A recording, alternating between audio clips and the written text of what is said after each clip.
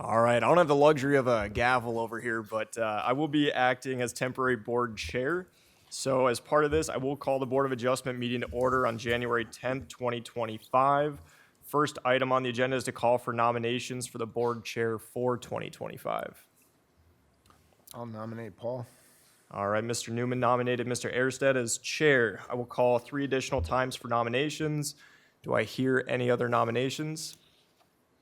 Do I hear any other nominations? And lastly, do I hear any other nominations? All right, hearing none, nominations are closed. All in favor of Mr. Airstead, say aye. Aye. Aye. Any opposed? All right, hearing none, I will pass the meeting over to the chair. Thank you, Aaron. Next order of business is electing a vice chair for 2025. Do I hear any motion? I'll make a motion to nominate Bob. Do I hear a second? I'll second it. Second. Any discussion? Hearing none. All in favor say aye. Aye. Those opposed? Motion carries. Next item on the agenda is the minutes to last month's meeting. Has everyone had a chance to look? What's that? Oh, I'm sorry, I skipped one, yeah. It would be a motion to approve the schedule for board meetings in 2025. I'll make a motion to approve as printed. I would just like to point out, as printed, the start times for those would be 8:30 a.m. Do I hear a second? I'll second it. Second? Any discussion? Hearing none. All in favor say aye. Aye. Those opposed? Motion carries. There we go. Now, next item on the agenda is the minutes to December 6th, 2024 meeting. Has everyone had a chance to read them and any changes or corrections? Seeing none, do I hear a motion to approve? I'll make a motion to approve the minutes. I'll second. Second, any discussion? Hearing none, all in favor say aye. Aye. Thank you, gentlemen. Aaron? Get us started. All right, first item on the agenda. We have William Miller. Could the applicant or anyone speaking on behalf please step forward and state your first and last name? And just remember, if we have a couple people standing up at the podium, if you're about to speak, could you maybe make sure you're in front of that microphone? So if someone's not speaking, just step out of the way a little bit. Bernie Miller. Bill Miller. Brandon Schubel. All right, I'll give a little overview here. The request, it's located at 6910 Quinn Avenue Northwest in Southside Township.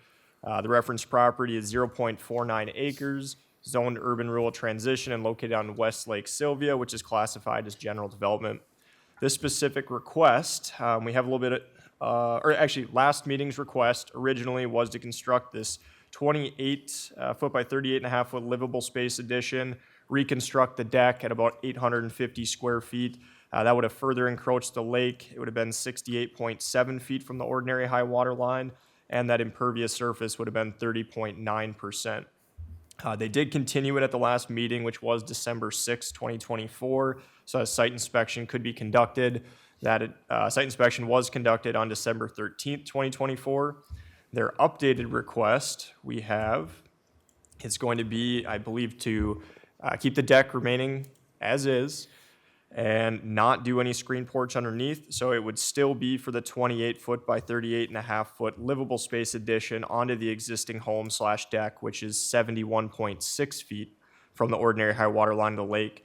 As part of that, the existing impervious surface is 37.1%, and their proposed impervious surface would be reduced down to 30.8%. Variance is still needed for this request because that existing home and deck doesn't meet the 75-foot lake setback, and that impervious surface is above the 25% maximum. So the township approved of the request as noted. I believe that was actually for their original request, and this is a reduction, essentially. So they also mentioned that any sort of addition of a septic system on the parcel across the street would be fine, so long as they would restore everything back to the original condition upon completion. I didn't actually receive any written comment from the public, so that will wrap up my overview. Thank you, Aaron. Does the applicant have anything you wish to add? No, I do. Bernie does. Yep. Yeah. Just so it's clear, want to make sure that everyone understands and a couple updates of things. So the side yard setback was 14.8 from the house on the original survey. So I talked to the surveyor about, if they surveyed to the corner of the trim or the foundation. So they said, well, we'll go back out there and measure from the actual foundation. And so they're now have updated the survey and it is 15 feet. So that part is not something that we're non-conforming on. The other thing I want to make sure that's clear is that there's no addition we're planning to do anything with the deck as part of the request. And that's the only part of this that setback-wise is non-conforming. So if you look here, that red area, that area of the deck there's about 51 square feet of deck that doesn't meet the 75-foot setback. So there's no plan for an addition over the deck or anything like that. The deck, simply remaining. The only thing that's planned is a second story over the garage. So if they decided, if you decided not to allow this, they could change that deck so it meets the entire setback, and they would need no variances, and they would not have to reduce their impervious. So, the impervious that we're proposing is, pretty substantial reduction. Again, this was the way they bought it. They have not changed or added impervious to this, so it is, something that was not created by them, I'll leave it at that. Okay, thank you. Any further comments, Brandon? Okay, I'll open this up to the public. Is there anyone in the public that has any concerns or questions? If you do, please step forward. Seeing none, we'll take this conversation up to the board. And Dan, can you get us started? Yeah. Out there on the site inspection and looked at it and done a lot of looking and studying at it. I with the deck and the setback, and I talked with Aaron this morning, told me the same thing that Bernie just reiterated, that if they'd set that deck back and get that into compliance inside, they won't have to be here if they could get in compliance with their coverage. I look at it on some of those things. I guess my first question is, where's a practical difficulty of not being able getting down to the 25%? I know we were out there and it's going to be a challenge, but at the same token, we're just about 6% over in coverage. And what we're looking at doing is adding 2 bedrooms onto a house, a workout room, and a storage room. So we're going to be adding more people and more activities potentially on that lot. So yes, we're meeting all the setbacks and those types of things. We still have too much coverage, and we're going to add more people, more use, more activities, more traffic on that lot, besides maybe pushing it up. And by making the statement that they bought it this way, they bought it that way. They didn't buy it with 2 more bedrooms on top. They didn't buy it with a workout room. They bought it with a 3-car garage, a 2-bedroom type of a cabin home, and that's what they bought. Now we're trying to expand it to 2 more bedrooms and make it larger for more use on a non-complying lot.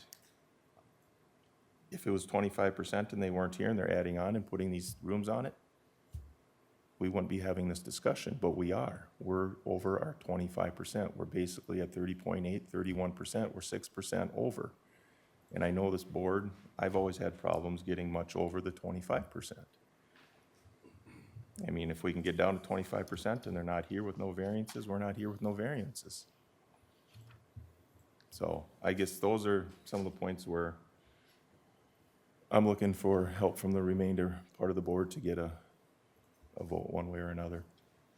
Thank you, Dan. Dan? Much like Dan, I really struggle to find a hardship. I looked at it, and I think you could adjust your driveway out and make it work to get it down to 25% or real close.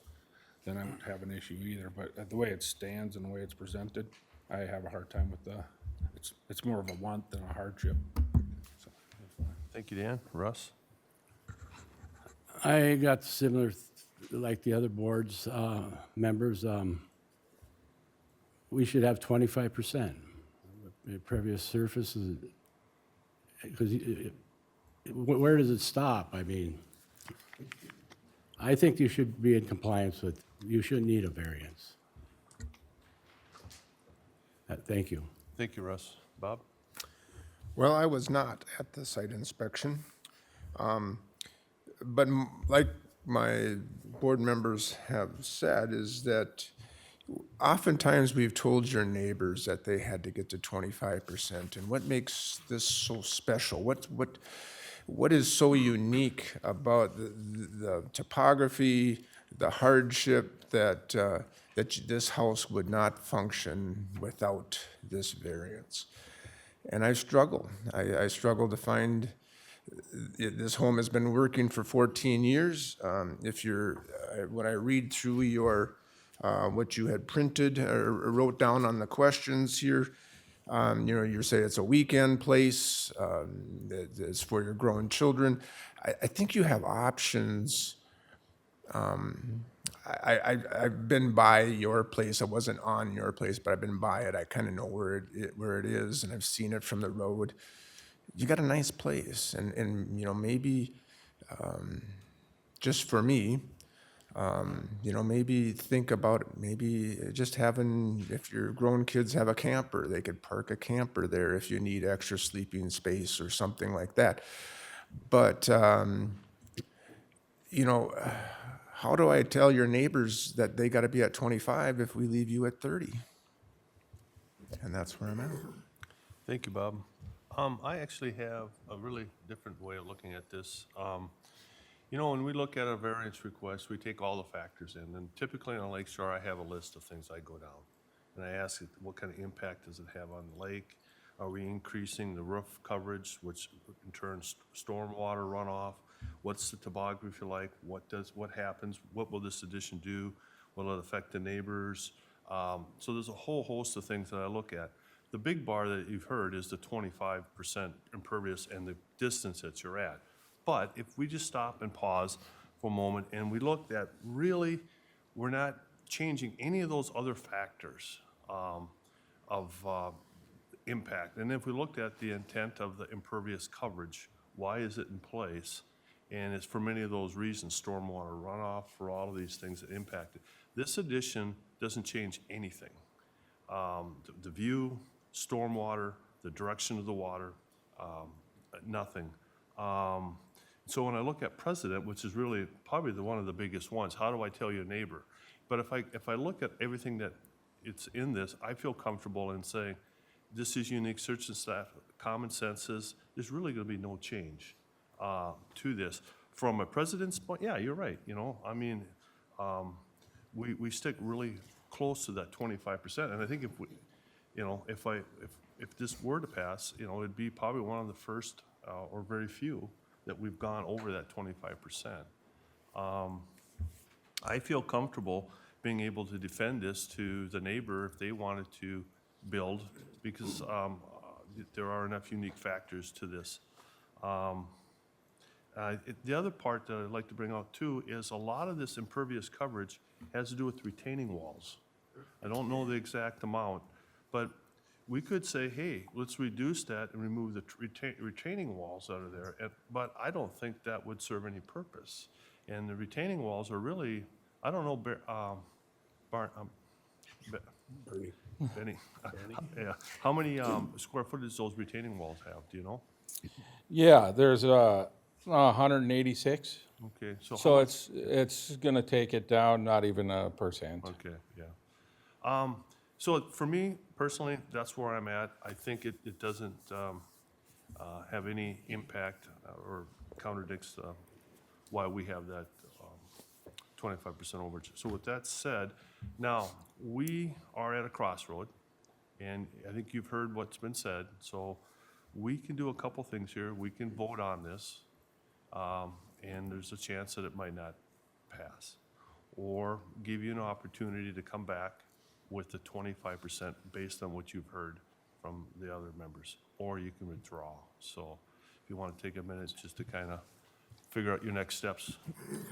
I would just like to point out too quickly, I know the word, precedent came up.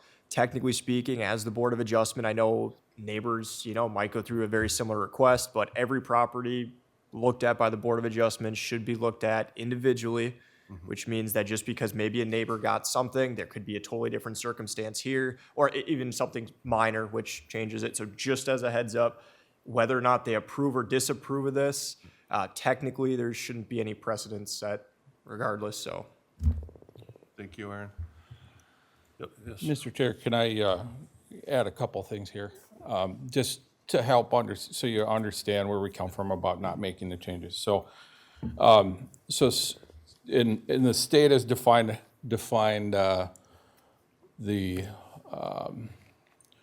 practical difficulty, basically, let's say. And there's a couple things that, when it talks about legal standards, first off, it needs to pass 3 tests, right? And the first test is it reasonable? And so the first factor is that the property owner proposes to use the property in a reasonable manner. Okay, so if you don't pass this test, these 3, you can't grant a variance. Okay, so uniqueness. The second factor is that the landowner's problems is due to circumstances unique to the property, not caused by the landowner. Okay, and that's where we're saying that this was something that was already done. Okay, so I think that some of the uniqueness of this is that it was approved by the county as meeting all the setbacks when it was originally done. It was done in good faith and intent and designed the way it was. I don't necessarily agree the way that they put the house in there and the way they did everything. And if we did a new house, we'd do it different, and we'd be talking about, we wouldn't come to you being over 25%. We would design it the way it is. So the fact that this was developed this way, it's set up to handle the stormwater, it's very well managed that way. Most of the stuff that if we remove stuff, most of it would be a detriment to that and would cause more problems. So the third thing is, the third factor is that the variance, if granted, will not alter the essential character of the locality. So if you look up and down that road, it's not going to change that. So that doesn't, so I don't know, in my opinion, it checks all 3 of them boxes. So it doesn't mean that you have to grant the variance, but it means that you can, okay? And so that's why when we were talking about that it was not created, something that they didn't do, just so you understand where that's coming from. The other part it talks about is, again, what Aaron said, and it talks about, like, under this section, it's called the neighborhood opinion. But it does say that, again, that you can't basically set a precedent or use a precedent, and it all has to be looked at on individual situation. And if we, like I said, if we were gonna build a new house, we would never come over 25%. We know better than that.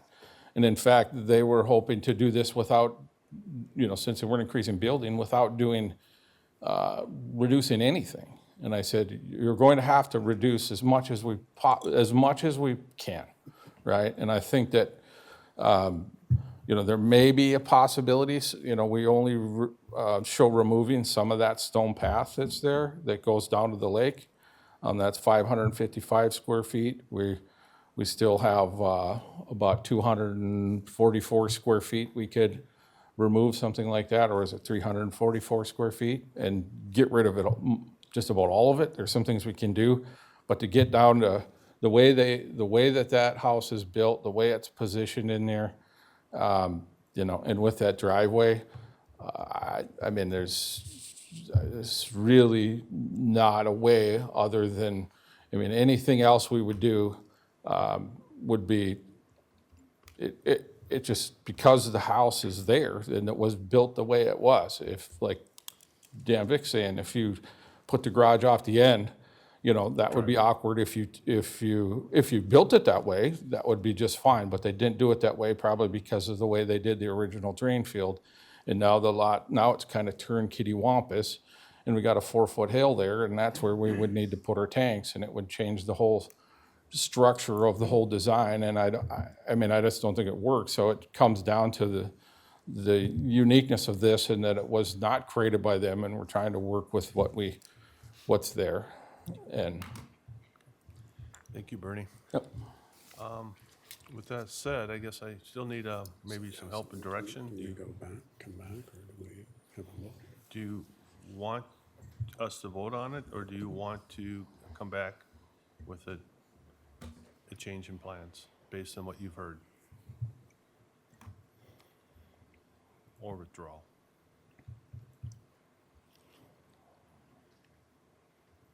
Let's say if we have to go, I mean, if it has to get down to 25%, I don't know. I mean, we might be able to take a few more square feet off or something like that and reduce it, and then it would be worth potentially continuing, or we're talking about it more right now if someone has that suggestion.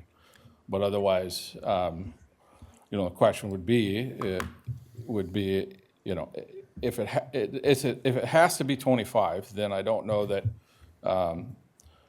then I think that we would probably just, they'd either remove that part of the deck and redo the deck and leave all their impervious and just build their addition and not require a variance, or maybe not do it. But if it was a matter of, trying to get down some more, that would be up to him as far as what they would be willing to do. But I don't see how, it's not possible to get to 25. That's the part that I'm trying to understand, is like, if I literally just take off that 51 on the deck, I don't have to do anything. That doesn't really, toward your goal as a county, doesn't really help your goal. So that's a part I'm trying to get my head around. It's like, we're moving from 39% down to 30. That's a pretty huge percentage jump. And we're tearing up half my driveway, tearing up the little granite, and that's a stone path, so it's not totally impervious. There's grass in between it. It feels like the accusations are kind of like we're not doing anything. We are doing as much as we can, and to your point, the rest of it comes down to retaining walls. And then that defeats the purpose, especially when you look at how much our lot drops down to the lake. So that's where it seems like an odd situation. I did run some numbers. So right now, just using what we have here from Bernie's plan, right? 21,163 square feet above the ordinary high water line, which is the number we use. 25% of that gives you 5,290. That's the threshold that we allow administratively through our office for impervious. Obviously, you're over. It's been like that for who knows how long. To get down to that 5,290, I believe you would have to remove 2,562 square feet. Bernie's plan shows a reduction, right? You're proposing 6,519. So off your proposal, which is already removing some of the driveway and whatnot, you would still have to reduce another 1,228 square feet approximately to get down to that 25%. So just for the board to be kind of clear on if, there's a way to potentially get another 1,228 square feet reduced.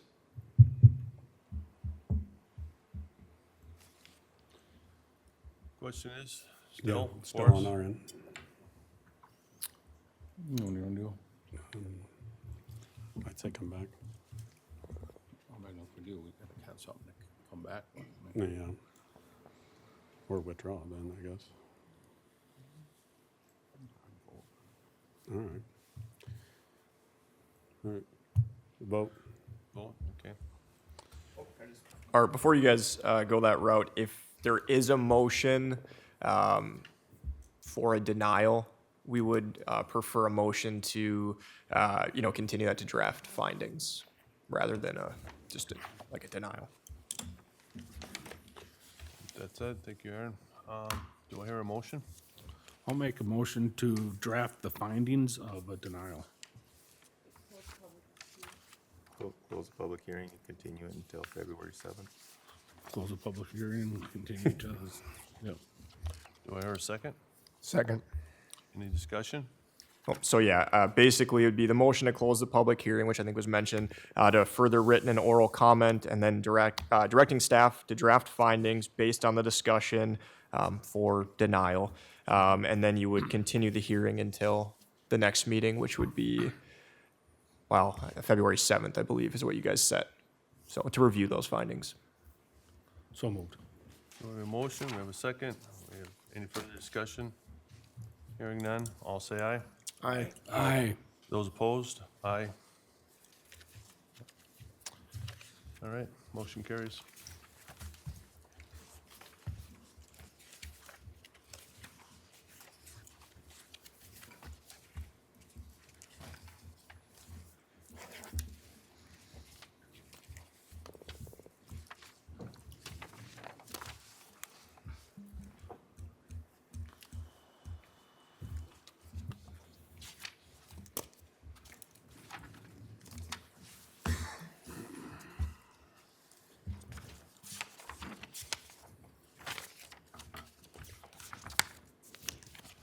All right, next item on the agenda, we have the Chad Stenson request. Could the applicant or anyone speaking on behalf of that request please step forward and state your first and last name?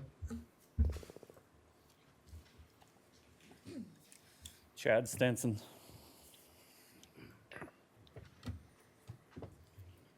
Rory Nordgren. Bernie Miller.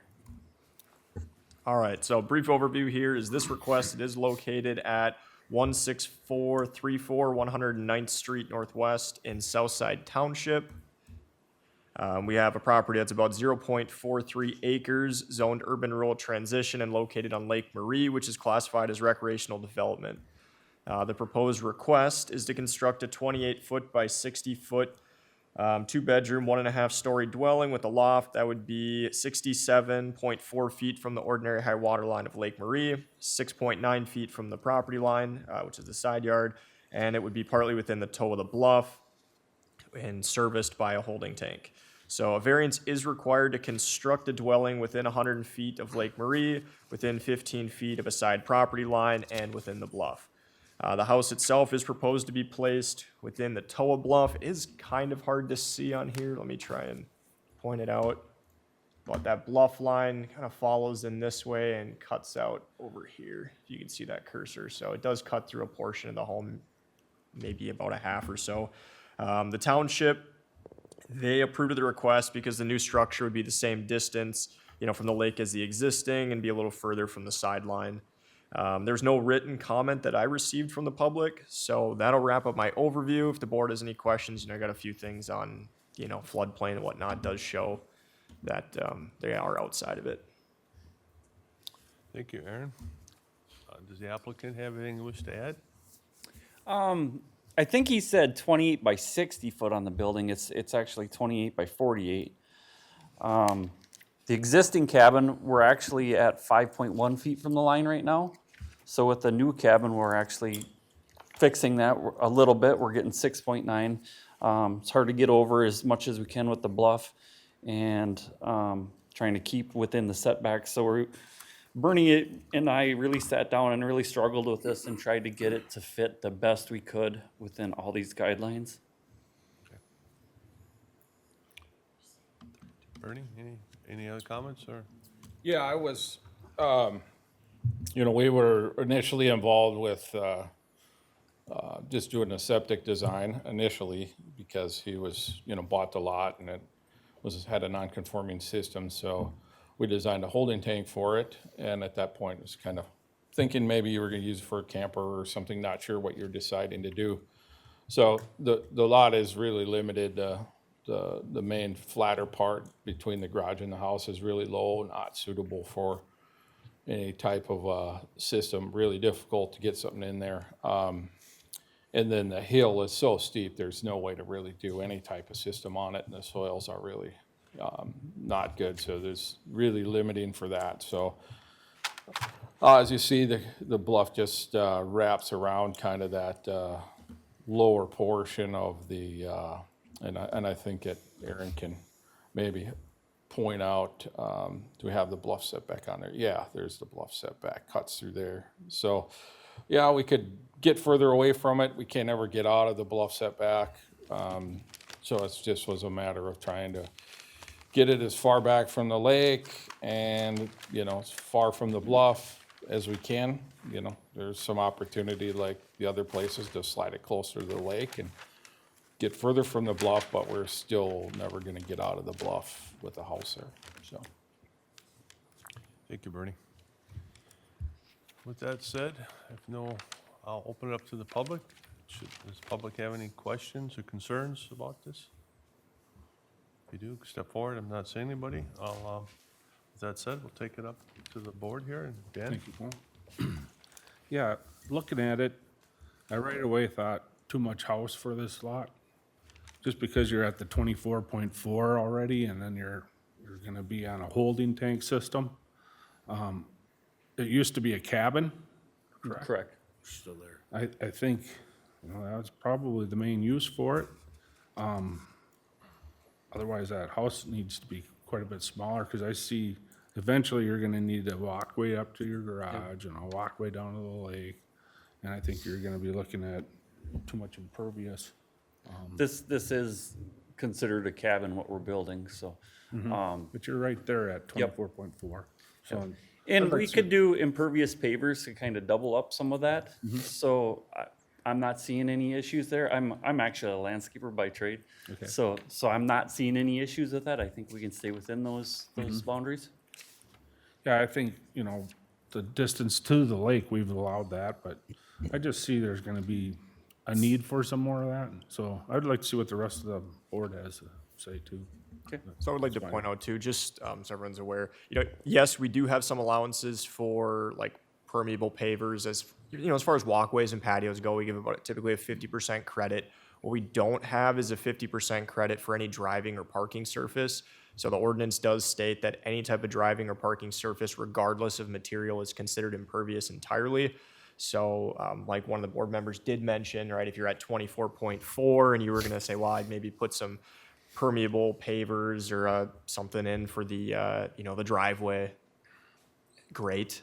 It probably works awesome for a little bit, and if it's maintained and whatnot, but it's not going to help that any. So just a heads up on that one. If you are proposing 24.4, there might not be a whole lot of other area to get that credit back as far as impervious goes. Well, the driveway is existing right now, and so that wouldn't be anymore.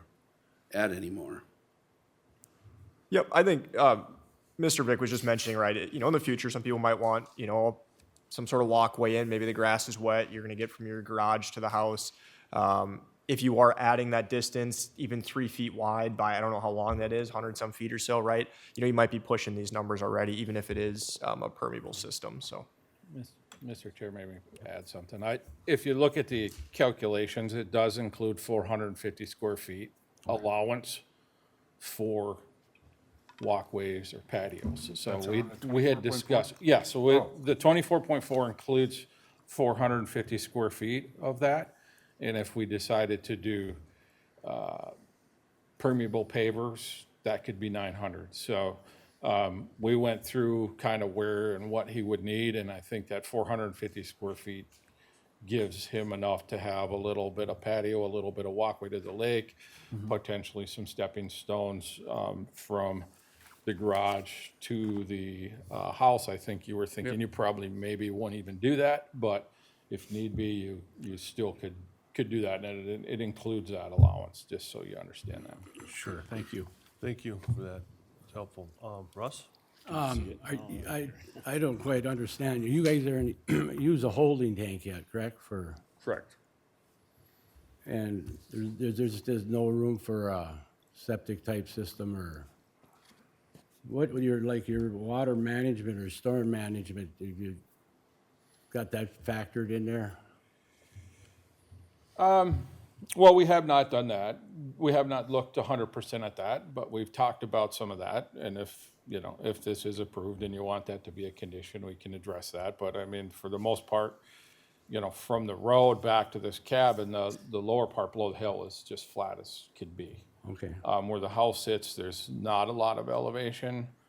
There's some towards the lake, but there's not much. And so there isn't a lot.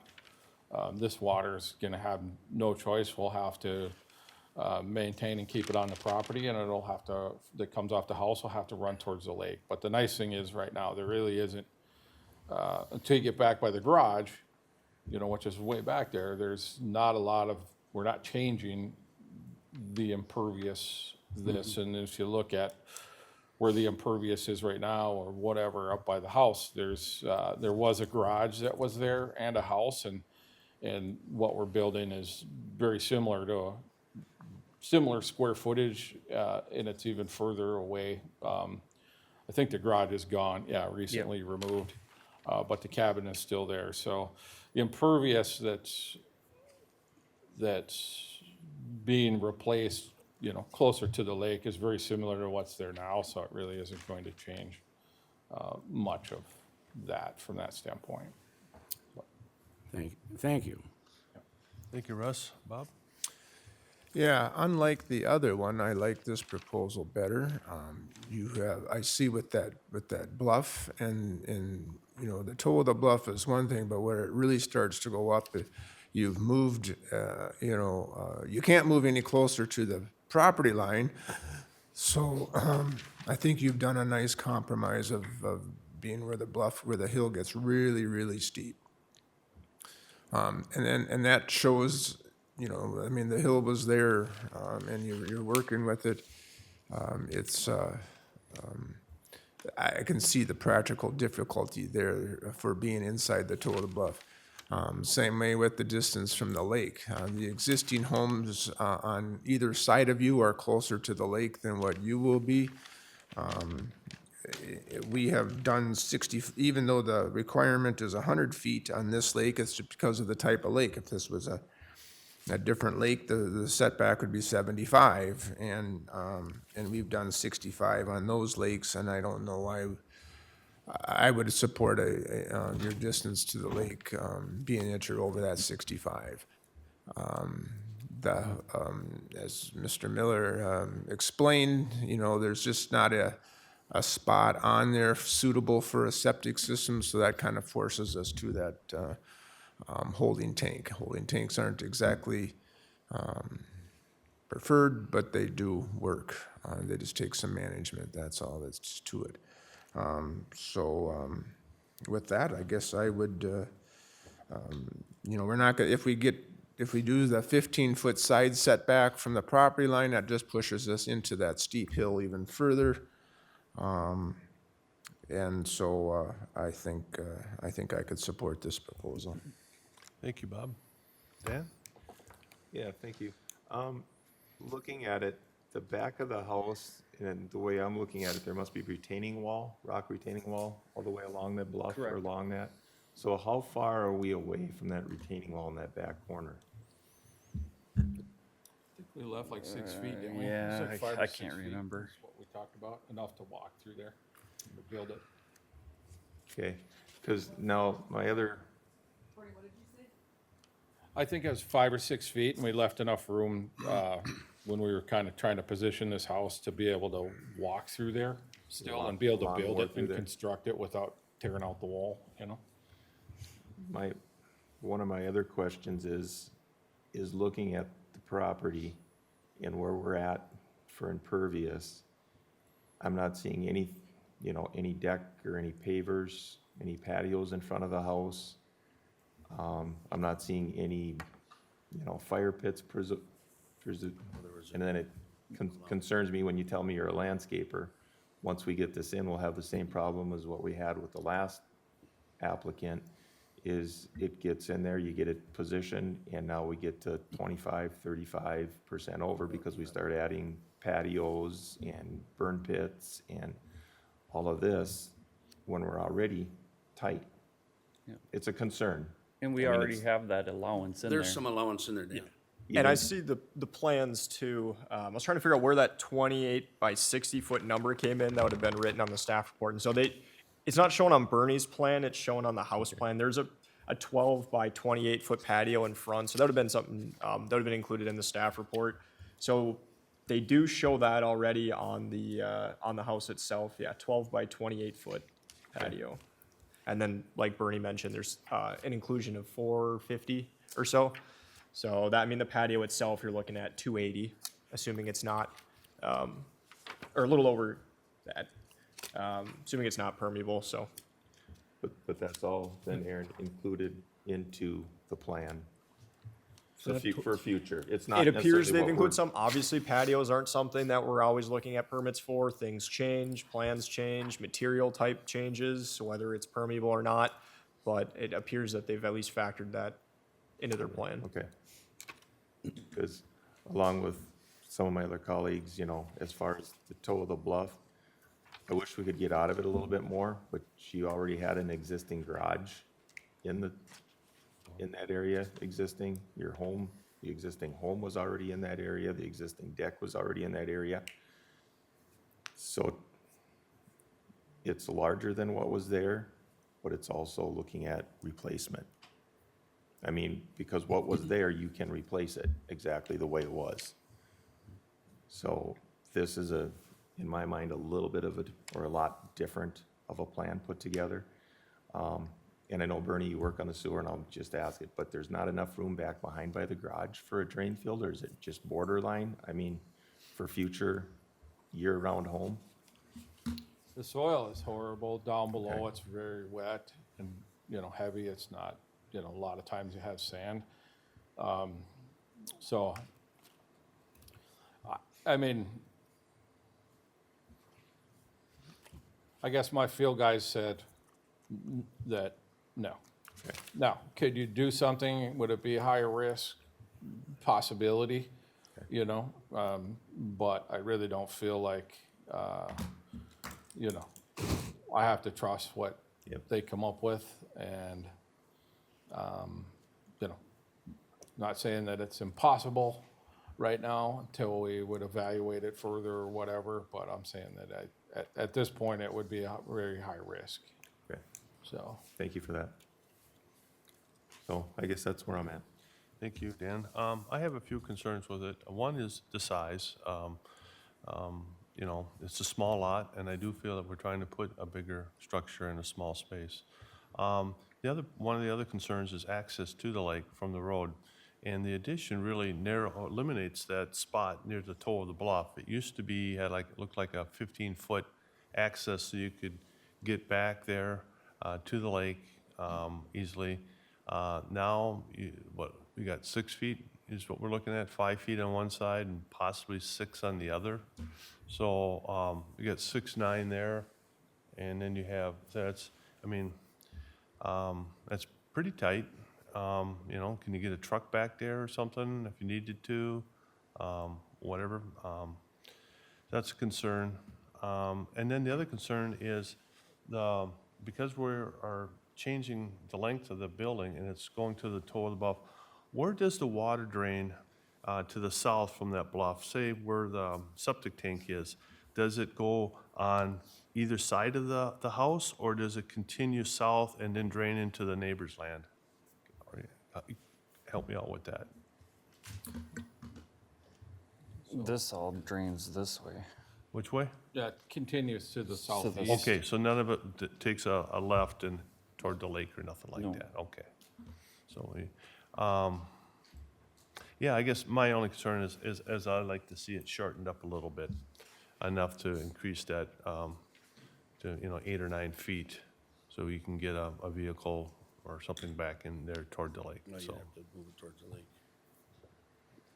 So, Go ahead. so clear, your point was that the house is shorter, so maybe, not move it, instead of 60 or whatever, that 48, it's not as long, so that would open up some room between the wall and that, Yeah, or, if the home were shortened a little bit, and that would pull it toward the lake, and that would open up that narrow spot between the retaining wall and the structure. I think we need to have a bigger access than 6'9". Mr. Chair, you bring up a good point, because they have a well there in front of the house, and so there, sometime they may need well repair, and so it would be pertinent to have adequate room to get a well truck back there. Bernie might be able to clarify. Is that a potential future well site? This one right here? Correct. Yes. So, I mean, maybe there's a way to move that and then alleviate Mr. Newman's concern. I mean, you could rebuild that retaining wall in such a way that would give you that access. Yeah. You know, That could get tricky in the bluff. Not saying it's impossible by any means, but now we're looking at land alterations within the bluff, sure. so. Okay, thank you for that. I would say that the well could come back towards the garage or something like that. Could go back that direction somewhere. There's, some other options. And I think that, a person could probably gain a foot or two between that area. Like if if we went to like 65 feet from the lake or something like that, that could give us just a little more latitude there, irregardless of where you land on for how big the house is.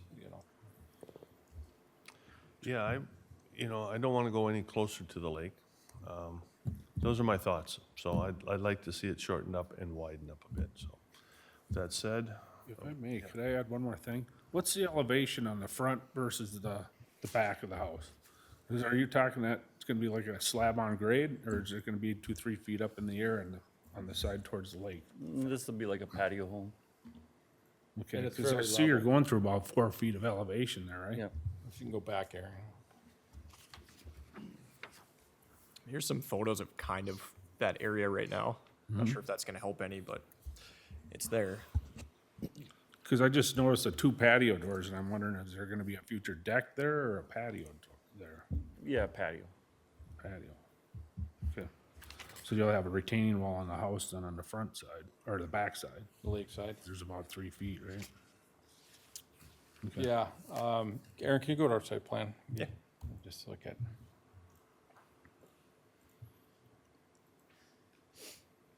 Yeah, it looks like there's about 3 feet, yeah. So,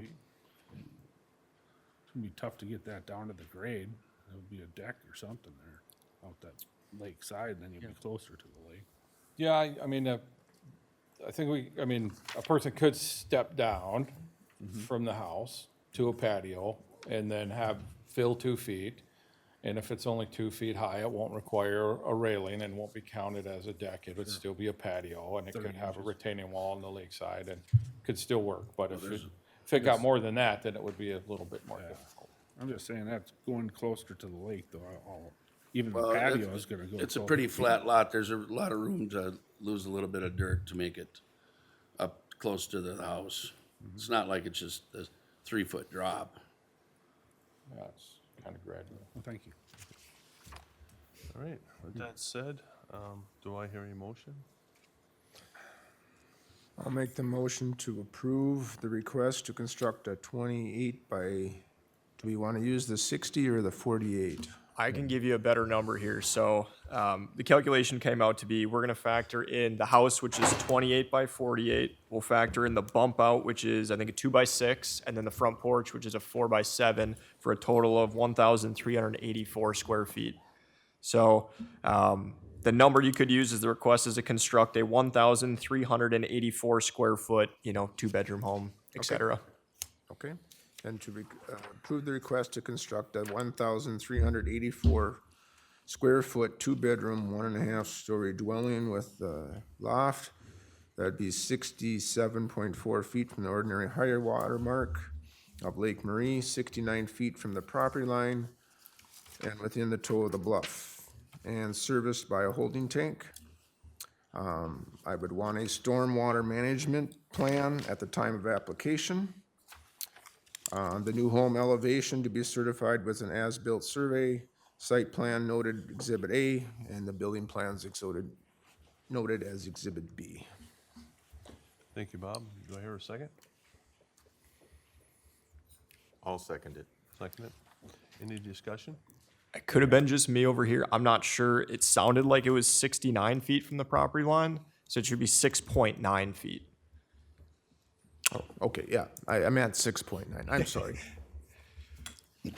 Yeah, for discussion, I'd like to know what we're gonna do with one of the concerns you had for getting stuff around the house. And then I also wonder if, usually on a bluff, we go and do a site visit, if we should maybe look at that. Because the elevations to me doesn't seem like it's gonna work. I don't, personally myself, I don't think a site visit I don't. That's live in fine. one. That's just my concern. And as far as my concern with the bluff, it's out there. We've identified the problem. And really, if they don't want to change that, then, you know, I think it's to your disadvantage. So I can live with the motion that was put forward. So, that said, all right, so we have a motion, we have a second. Any further discussion? Hearing none, all in favor say aye. Aye. Aye. Those opposed? Aye. Oh, sorry. I'm opposed. Opposed, sorry, thank you. So noted, motion carries. Thank you. Thank you.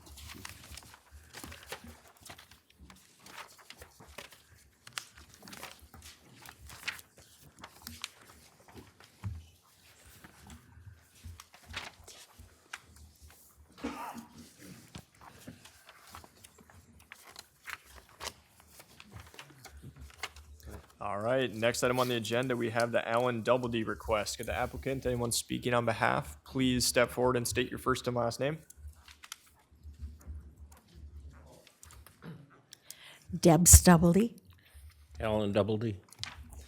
All right, so the request we have here, it's located over there in Southside Township. The parcels involved are PID 217-000-044-400, and then parcel ending in 091202, parcel ending in 091201, and parcel ending in 091205. I believe the total combined acreage is about 67.87 acres. There was a previous action that allowed a 6.5 acre piece from parcel ending in 044400 to be rezoned to R2A and subdivided out in 2004. There are also two lots rezoned to R2 and subdivided out of parcel ending in 091205, which is west of County Road 2. And then what was left is parcel ending in 091205 kept its entitlement. So this request is to modify 4 parcels to better follow natural boundaries and existing roads. So you can see on the existing one here in blue, that's kind of one that has to be owned together. Different sections is the reason for different parcels here, but we have part of this parcel in blue that's south of Oliver Avenue. We've got part of this parcel that's in yellow that has a sliver up here. And then, parcel that's in red, has a little access here, but isn't really butted up against the road. So what we're looking at here is on the proposed side of things, we'd like everything, or at least the applicant would like everything in this blue to then be kind of one parcel. And then we've got everything in yellow going to be kind of one parcel. And then obviously with the red, the remaining piece. It kind of lines things up along the road frontage, I believe, and they can speak more on that if I miss something. But basically, within those 4 parcels, there's only 3 buildabilities, for a house allowance. Once again, the blue, that is 2 different parcel IDs. That's technically 1 house allowance there. It's just in different sections. So that is the reason for 2 different parcel ID numbers. And this request, it's not increasing any number of building eligibilities. It's to keep the 3 that they already have. Once again, they're trying to clean up the lot lines. The township approved it. They said it makes sense to realign and clean up the lot lines. One neighbor did indicate disapproval, but it sounded like that's because they didn't really understand what was going on with the request. So that'll wrap up my overview. Turn it back to the board. Thank you, Aaron. Does the applicant have anything wish to add? No, I don't believe so. Aaron did a fine Okay. job. Thank you. What I'll do is I'll open up to the public for any questions about this request or any concerns. Seeing them, we'll take the conversation up here to the board. And Russ, could you get us started? The way I understand it is you're just trying to clean it up a little bit better, huh? Yes, But entitlements, nothing changes. not at this time. I guess I don't have a whole lot to ask then, because it's pretty explanatory. Thank you. Thank you, Russ. Bob?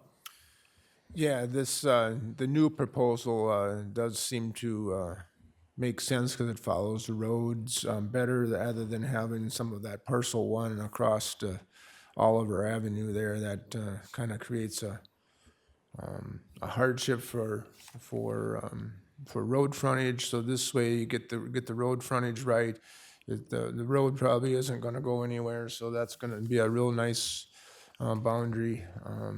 gives access to the road. The parcel sizes are decent size for whatever future holds for for those parcels. So I think I can support this one. Thank you, Bob. Dan?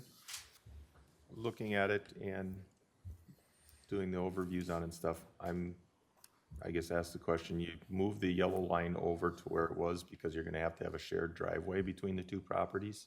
Yes, The county probably won't allow another road approach onto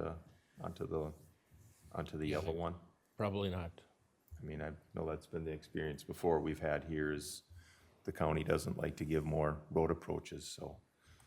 I mean, for me, I would like to see those two lots be equal, but the way the road approach is in there and using it as a shared driveway, it kind of adds to the difficulties or the challenges of what they're looking at, so. And by cleaning it up and getting the little pie shape over there on the north side of the road and doing what they're asking to do, makes sense to me. Mr. Chair and Member Mold, just following up on that comment, one of the conditions we should require here would be a reciprocal easement be recorded on the yellow and the red blocks so that it is ensured as a shared access point to both parcels at that. So prior to that going through, we can just make that a condition that has to be filed. Okay. Thank you, counsel. Thank you, Dan. Dan? Yeah, everything looks good to me. Is there, on the red parcel, that have 200 feet of frontage then? That one there, Josh in our office is the one that kind of set this up specifically. I believe he had it all set up in case in the future there was ever to be any proposed rezones or whatnot, they would at least have adequate road frontage. So if you want to give me a second, I can definitely get that quick measurement. But Okay.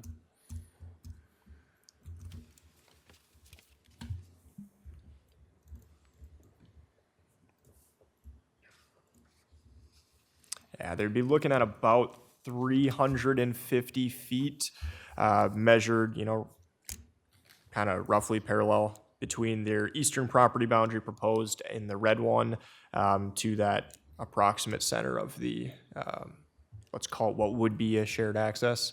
So they're leaving them obviously over the 300 required. Okay. Yeah, I'm okay with it then. Right, yep, thank you. Likewise, I can go along with the proposal, makes sense. With that said, can I hear a motion? I'll make the motion to approve the request to modify the four parcels to better follow natural boundaries and existing roads, portions of 091202, 044400, and 091205 north of County Road 3 will be one parcel, while 091205, 091201, and part of 091202 south of County Road 3 will be in two parcels. Survey of the area will be provided to planning and zoning prior to transfer. Administrative order will be signed prior to transfer. There'd be a reciprocal easement for shared road access and a concept plan noted as Exhibit A. Thank you, Bob. Do I hear a second? I'll second it. Second it. Any discussion? Seeing none, all in favor say aye. Aye. Aye. Those opposed? Motion carries. Thank you. Thank you.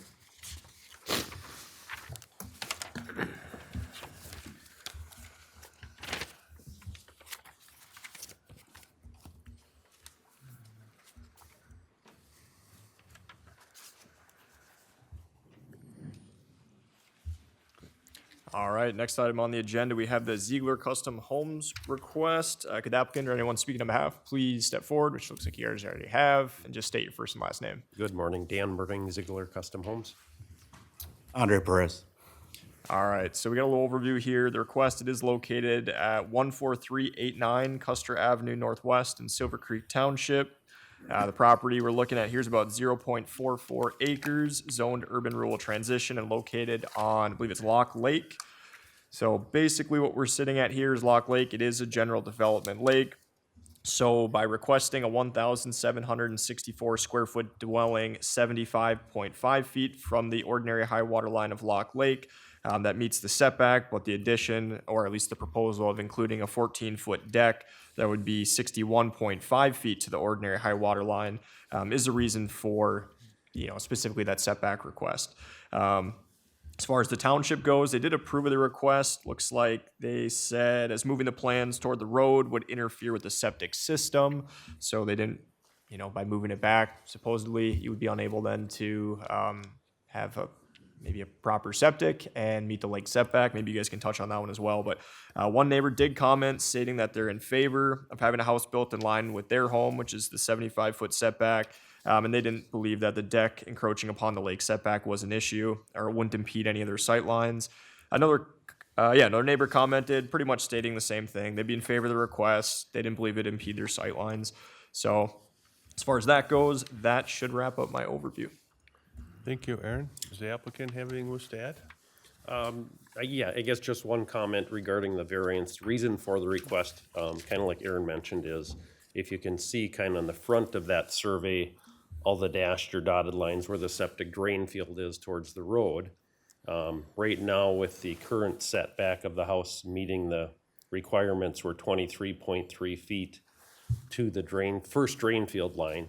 So if we pulled that ahead or had to pull that ahead 15 feet, we would get too close to that drain field. So kind of the main thing is we're trying to preserve the existing drain field that has been inspected and certified.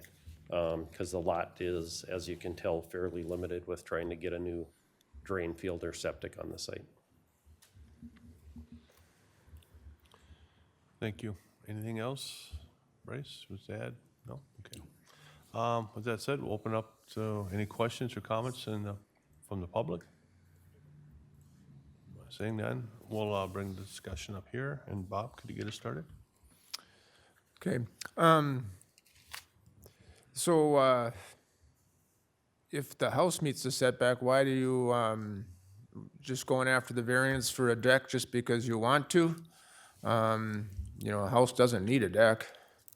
Why are why don't you either pull the whole house back, what is it, 14 feet? It still gives you 10 feet to your septic system. And it would get you in compliance where you wouldn't need a variance at all. And that would be the goal, to get compliance without a variance. And so why is the hardship to get a deck put on a house? A deck doesn't have anything to do with the function of the house. So why the variance for a deck? Well, if we move the house back and we're gonna build a deck, the neighbor to the south has drainage issues already. That's gonna put our house, back of the house, basically in the middle of theirs, which is gonna make their issue probably even worse. So we're trying to make the neighbors happy and keep the drainage from lakeside to roadside even, and not push water into a neighbor's home. So your water would go toward the neighbors if you Yes. backed up? Yes. And if we keep it even with their house right now, we can go north, lakeside to roadside. Okay. Yeah, because right now, this existing site, if you look at the elevations on the house, either to the north or to the south, they're actually, I think the one is like 4 feet lower than this lot, and the one to the north, or no, the south is about 4 feet lower, the one to the north is about 6 feet lower. So we've actually, the grades we're proposing is to bring it down a little bit so we can get the drainage to work on this lot. Because right now, actually, the drainage, because this house was built probably back, in the 40s? Yeah. It all just runs onto the neighbors' lots, because when they built, they cut their lots down and created that drainage issue. And we're trying to alleviate that and fix all that right now, too. Yeah, the neighbors to the south actually approve of it too. I don't know if you got that email for. Yeah, I think that was I got 2 public comments, and it sounded like they were neighbors on either side saying they weren't impacting sight lines, so. Yeah, and the one to the south actually even mentioned that in their thing, that they're concerned with the water coming off the house because they're already having issues with, water getting into their house the way it is now.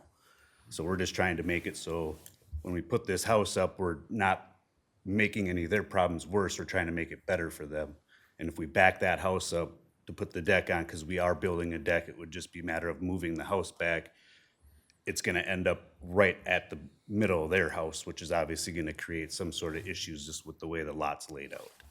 So we're just trying to make it better for both neighbors on both sides. We don't wanna build a house and make issues for people who already live there, basically. Right, right, So- right.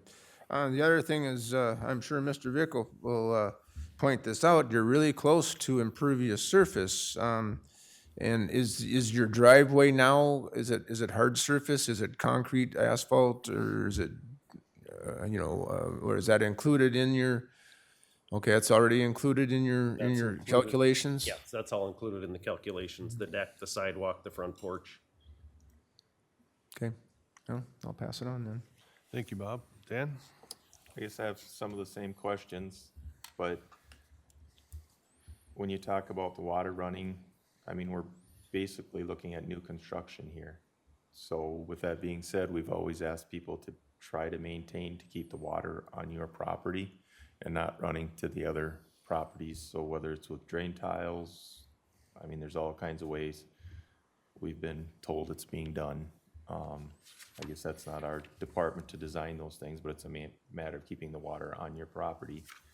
Correct. And as far as moving it back to the deck, I mean, we've given variances of 10 feet to septics before and been told that it's doable and it'll get us back to our 75-foot setbacks. So those are some of my questions, talking about the water and stuff. There should be ways of being able to contour the lot lines and getting a drain tile or somehow contouring to get waterways, to move the water to the lake and keeping it on your property. If you're trying to improve, I don't know, I'm not out there, I'm not looking at it, but Yeah, right now, the way we have it proposed, we have all the drainage staying on this lot. okay, so by moving the house back, it shouldn't affect the neighbors' water running towards them. If you're maintaining the water on your lot, if you move it back, and you may need a variance and be here for a variance for the septic of 10 feet, but then we would be in compliance with the lake setback. We wouldn't be, dealing with decks. You're still looking at a 14, 15-foot deck that you can replace and not have to come here for a variance Yep. in the future. The only concern with that would be is if we move the house forward, we start to get down off the slope also, because the lot does slope in the front, drops down towards the road. So if we slide the house ahead further, then that will make the driveway steeper where we'd have to fill more in front of the garage. Getting over into that septic drain field area. I don't know, I guess, see what some of the other have to say, but. Thank you, Dan. Dan? Well, Bob put pressure on me, but I am worried about the impervious. So proposed, you're gonna be at 61 feet to the lake edge with your deck if everything's passed. That's what you got proposed. Yes. Yep. And I don't think we've varied from more than 10 feet on a deck.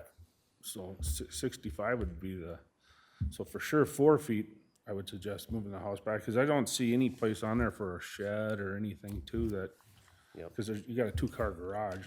Yep, I think included in that impervious coverage already, there is an existing building down by the lake. Yeah, Yep.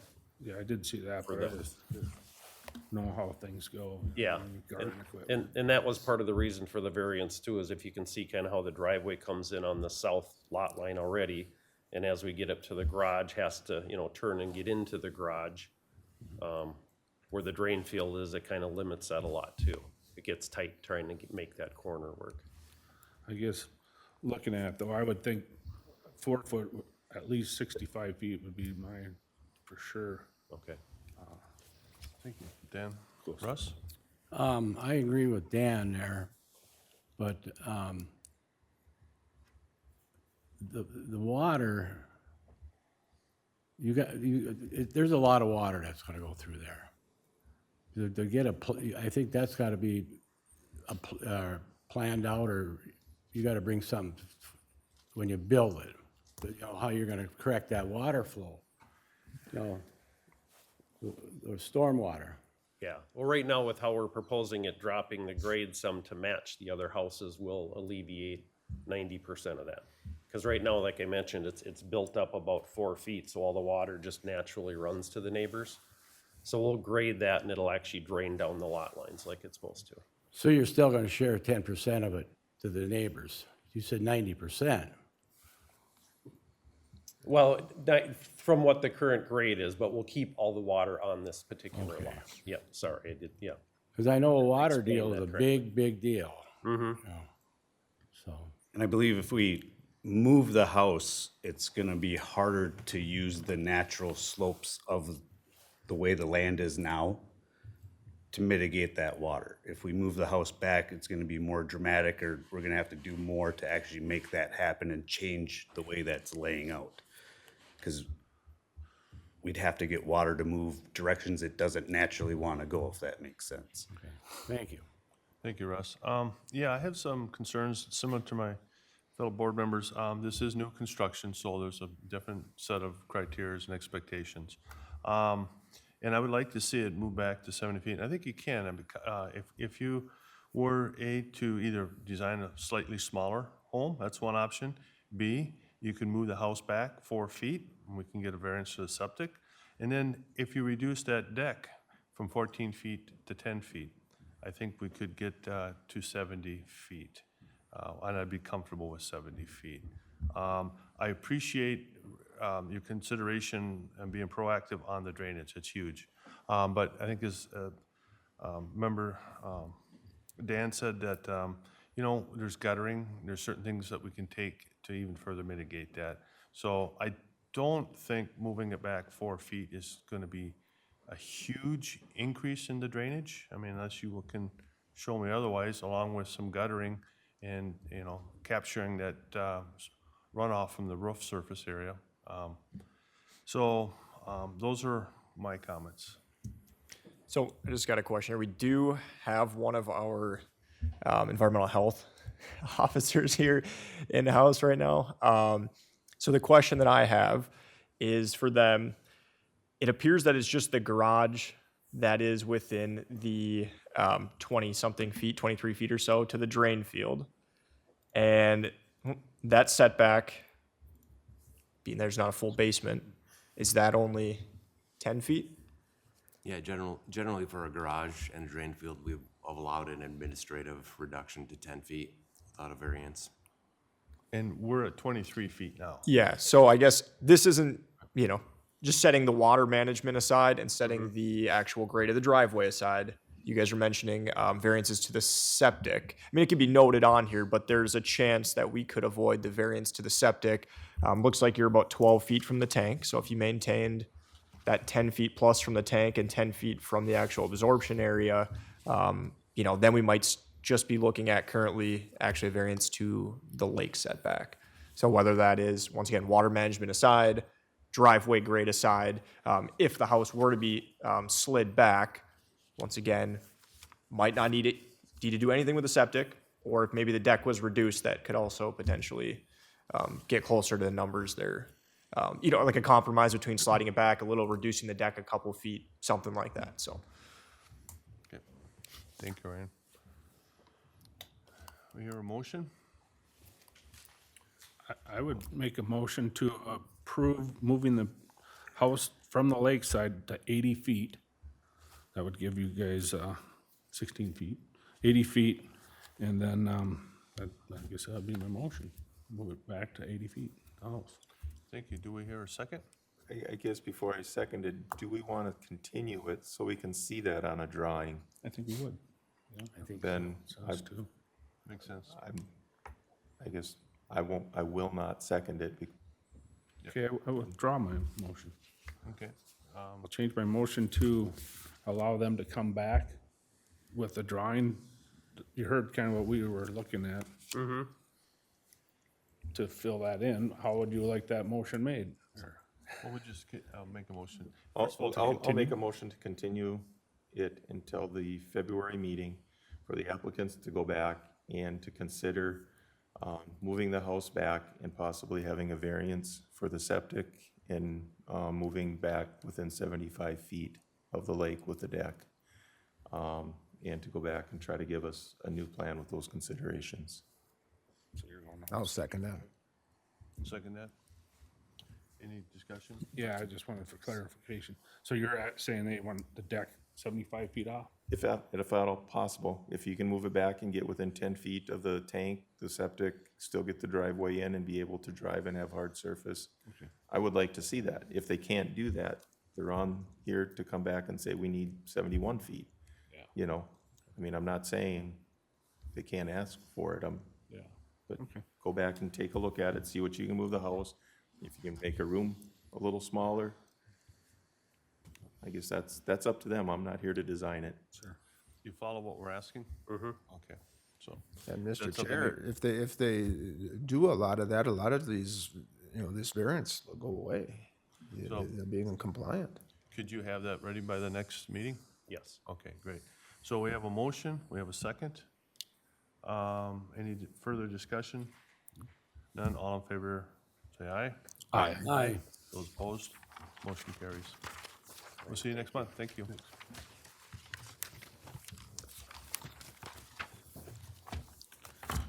Thank you, that was a great way to do it. I was going about it the wrong way. Trying to help. No, you did good.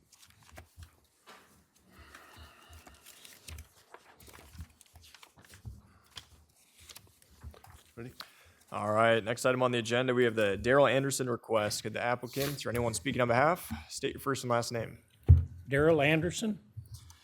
All right, so what we're looking at here, some property located, I believe that's in Silver Creek Township. Properties involved are PID 216-100-261-403, ending in 264-100 and ending in 261-401, which are these parcels right here. They total about 90.5 acres. We've got another parcel, which is 216-100, 252-300, which is 11.66 acres. And then we have PID 216-100, 253-201, which is about 78.03. So all the parcels that we have involved here, they are zoned general agriculture. What we are looking at is to add some land to the south and west of Baker Avenue Northwest / 135th Street, which is going to be this road that meanders right through kind of Mr. Anderson's parcels here that he has. As part of that, he would like to do that. Let's see, the adjacent parcels that he owns. So essentially, we're looking at road frontage here, very similar to the one request we had earlier. And Mr. Anderson can correct me if that isn't the main case. But you can see right now, let's see on the original. Right, we've got this parcel here, just following quarter lines. Road obviously is not, and so road frontages just get kind of messy in that area. So by doing this, we would end up creating an 8-acre entitlement division, which is this one here, with about 195 feet of frontage. Would leave the remainder, which would be the rest of this orange one here, with about 185 feet of frontage. So a lot line adjustment, which can be heard by the board, to add some land from here to here. Let's see here, would be necessary so that they then have enough road frontage to do this entitlement division. It gets a little confusing in a sense, but it's a lot of stuff just trying to equal one common goal at the end. Let's see here, missing anything else?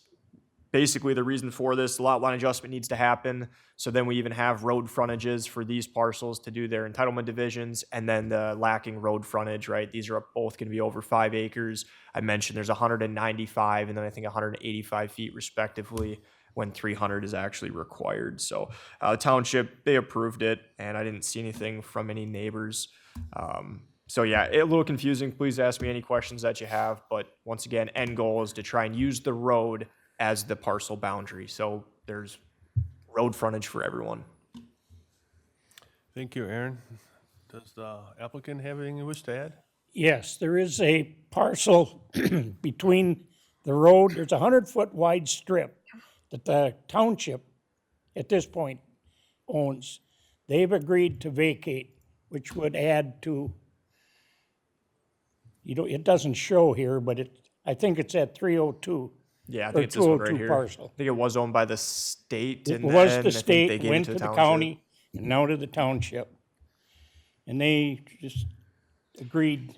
In this case, it doesn't matter a whole lot. It's still going to be that, Yeah. that road, I believe that's public, at least to your parcel. Well, so. the red line would move up, that's all, or the green. Okay, thank you. Any comments, concerns from the public? Wish to ask on this? All right, seeing none, we'll bring the conversation up here to the board.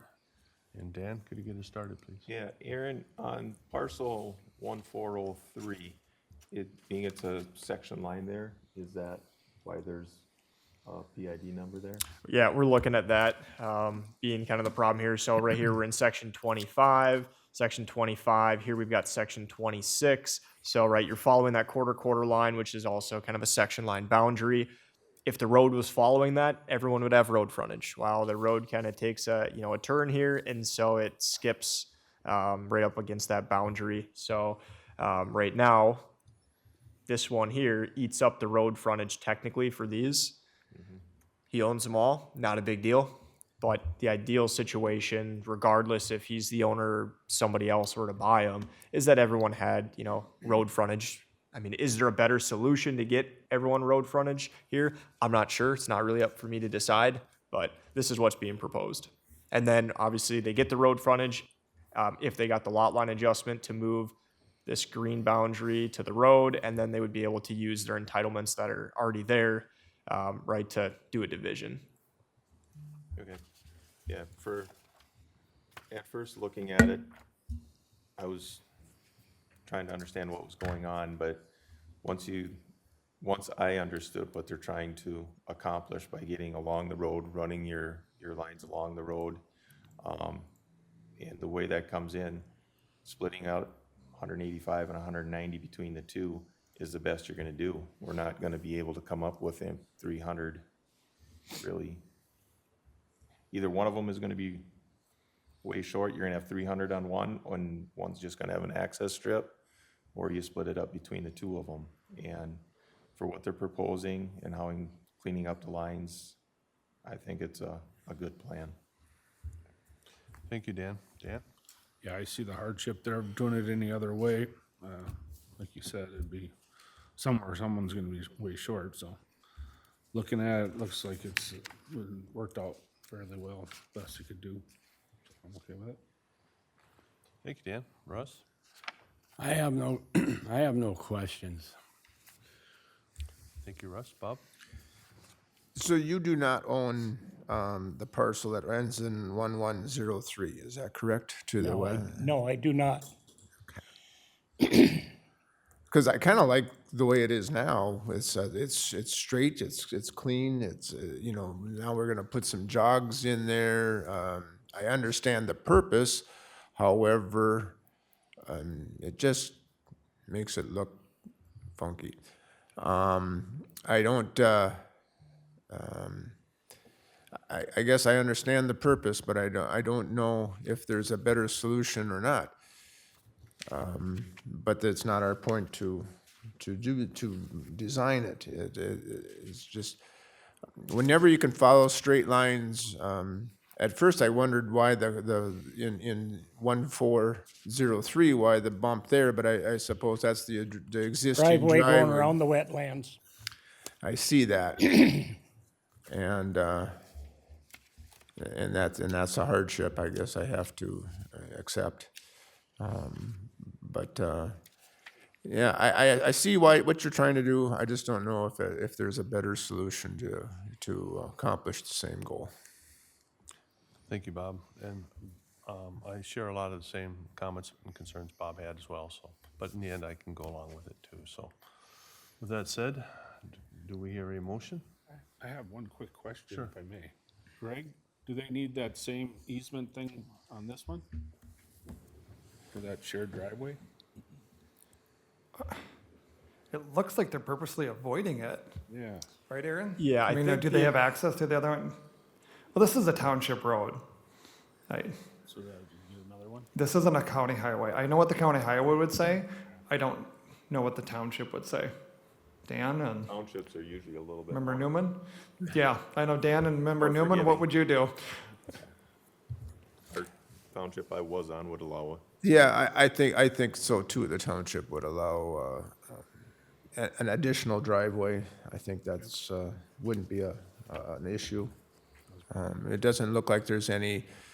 Is that area alongside the township road? Is that high ground? Is it marshy? Oh, it's high ground all the way around. Okay, so putting a driveway through those trees Oh, would yeah. not be. Yep.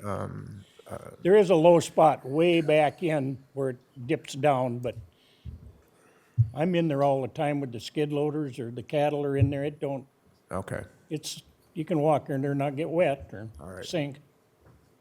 Okay, thank you, Bob. Thank you, Dan. So with that said, can I entertain a motion? I'll make a motion to add land south and west of Baker Avenue, northwest 135th Street, northwest to the adjacent parcels also owned by Daryl and Elizabeth Anderson Trust. So there would be more road frontage for those parcels. It would create an 8-acre entitlement division with 195 feet of road frontage, leaving the remainder with 185 feet of road frontage. Subject to survey of the area to be transferred and submitted to planning and zoning prior to transfer. Deed restrictions be signed prior to transfer, administrative order to be signed prior to transfer, and site sketch noted Exhibit A. Thank you. Do I hear a second? Second. Seconded. Any discussion? Hearing none. All in favor, say aye. Aye. Those opposed, motion carries. Thank you. Thank you.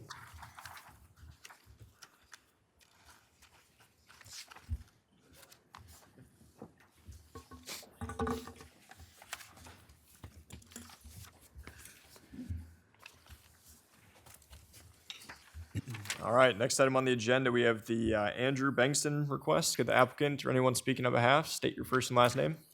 Andrew Bankston. Elise Bankston.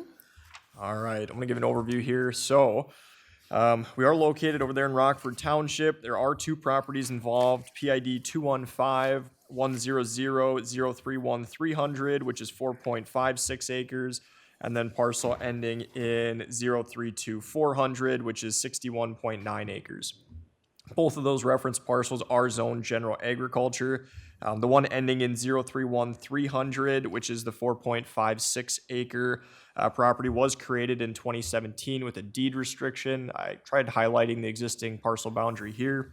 The request would add approximately 4.5 acres to the existing 4.56 acre entitlement division, proposed expansion area here in purple.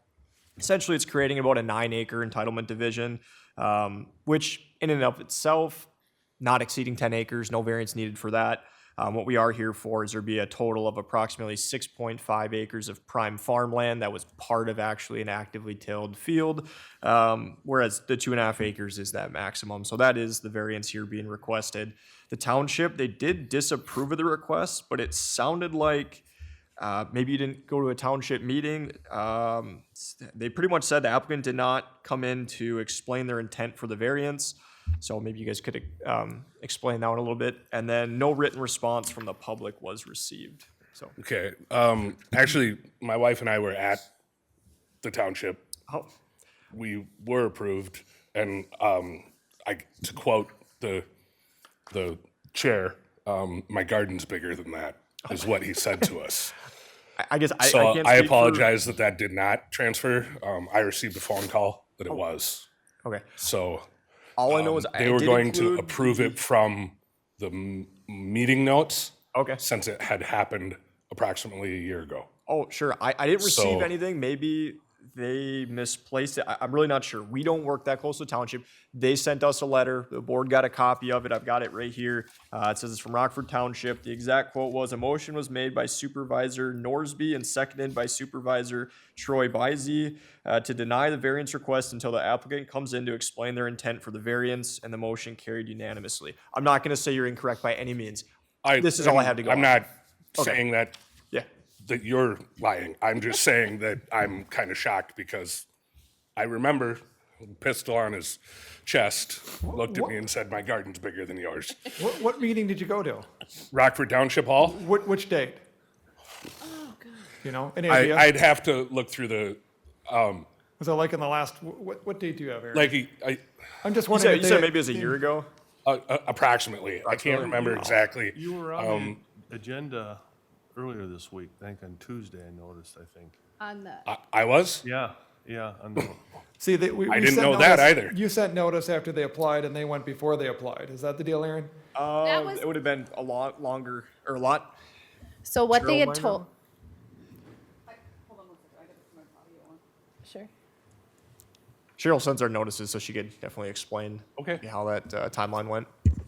I was there when you applied, Yeah. right? And Yep. you had said that you had talked to the township a year ago. Yep. Been to their meeting, and then you were gonna contact them about this meeting and being heard. That was the last Tracy and I instructed you to do, was specifically talk to them Yep. about what they wanted you to do. And if they wanted you to attend the meeting.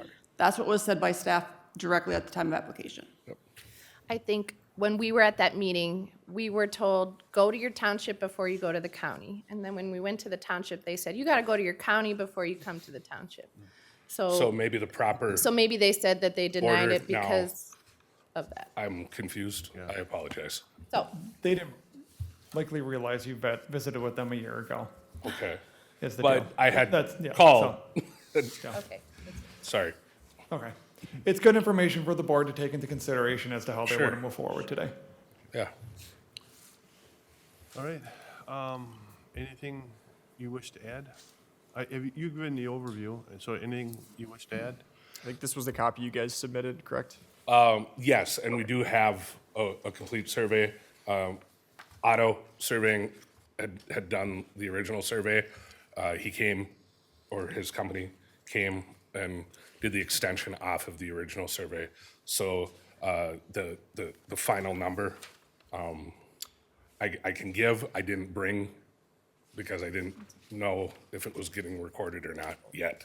But it's 4.51 acres we have is what it turned out to be. The board's looking at a concept plan at this point. Oh, We typically okay. wouldn't require a survey unless All right, anything was all right. approved anyways. So, I mean, this is a good, Yeah. I just wanted to make sure this is kind of what you Yes. guys were looking at. I know I didn't accept the application.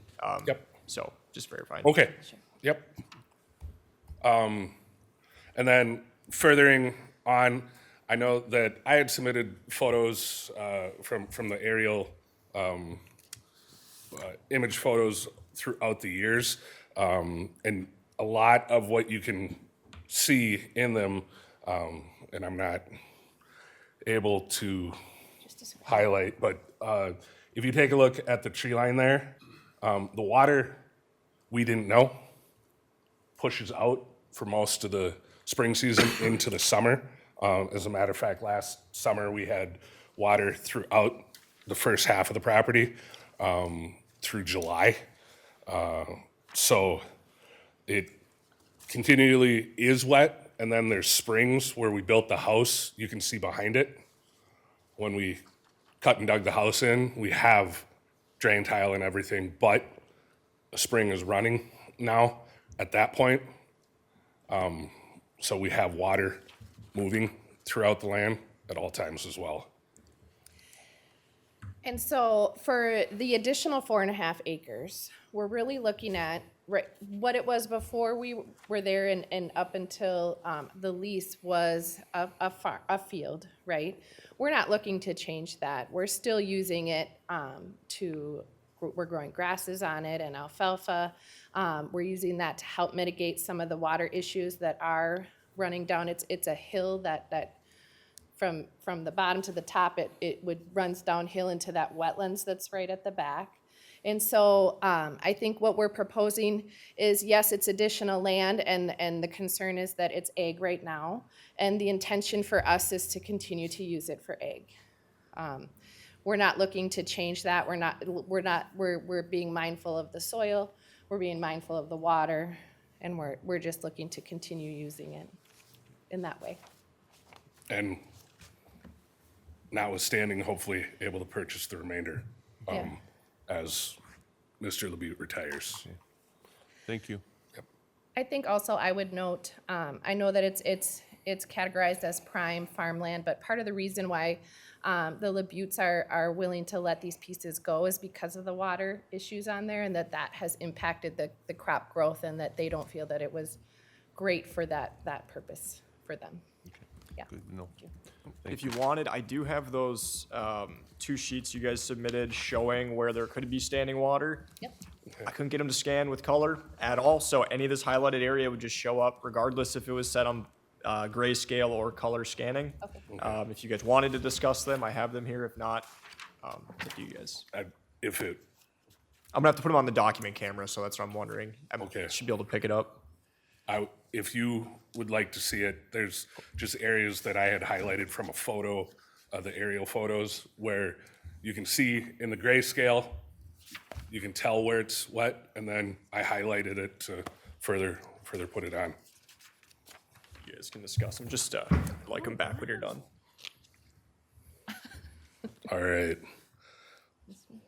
So as the house is here, I have the line all the way up.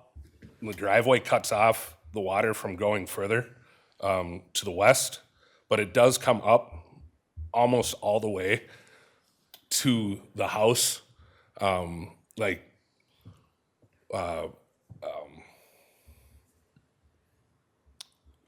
the lawn, walking through, I sink through, and then a lawn tractor will get stuck and spin its tires. And that was almost the entirety of the summer, where yes, grass grew, but it's not very good usable. And we wanted to have a small space for animals.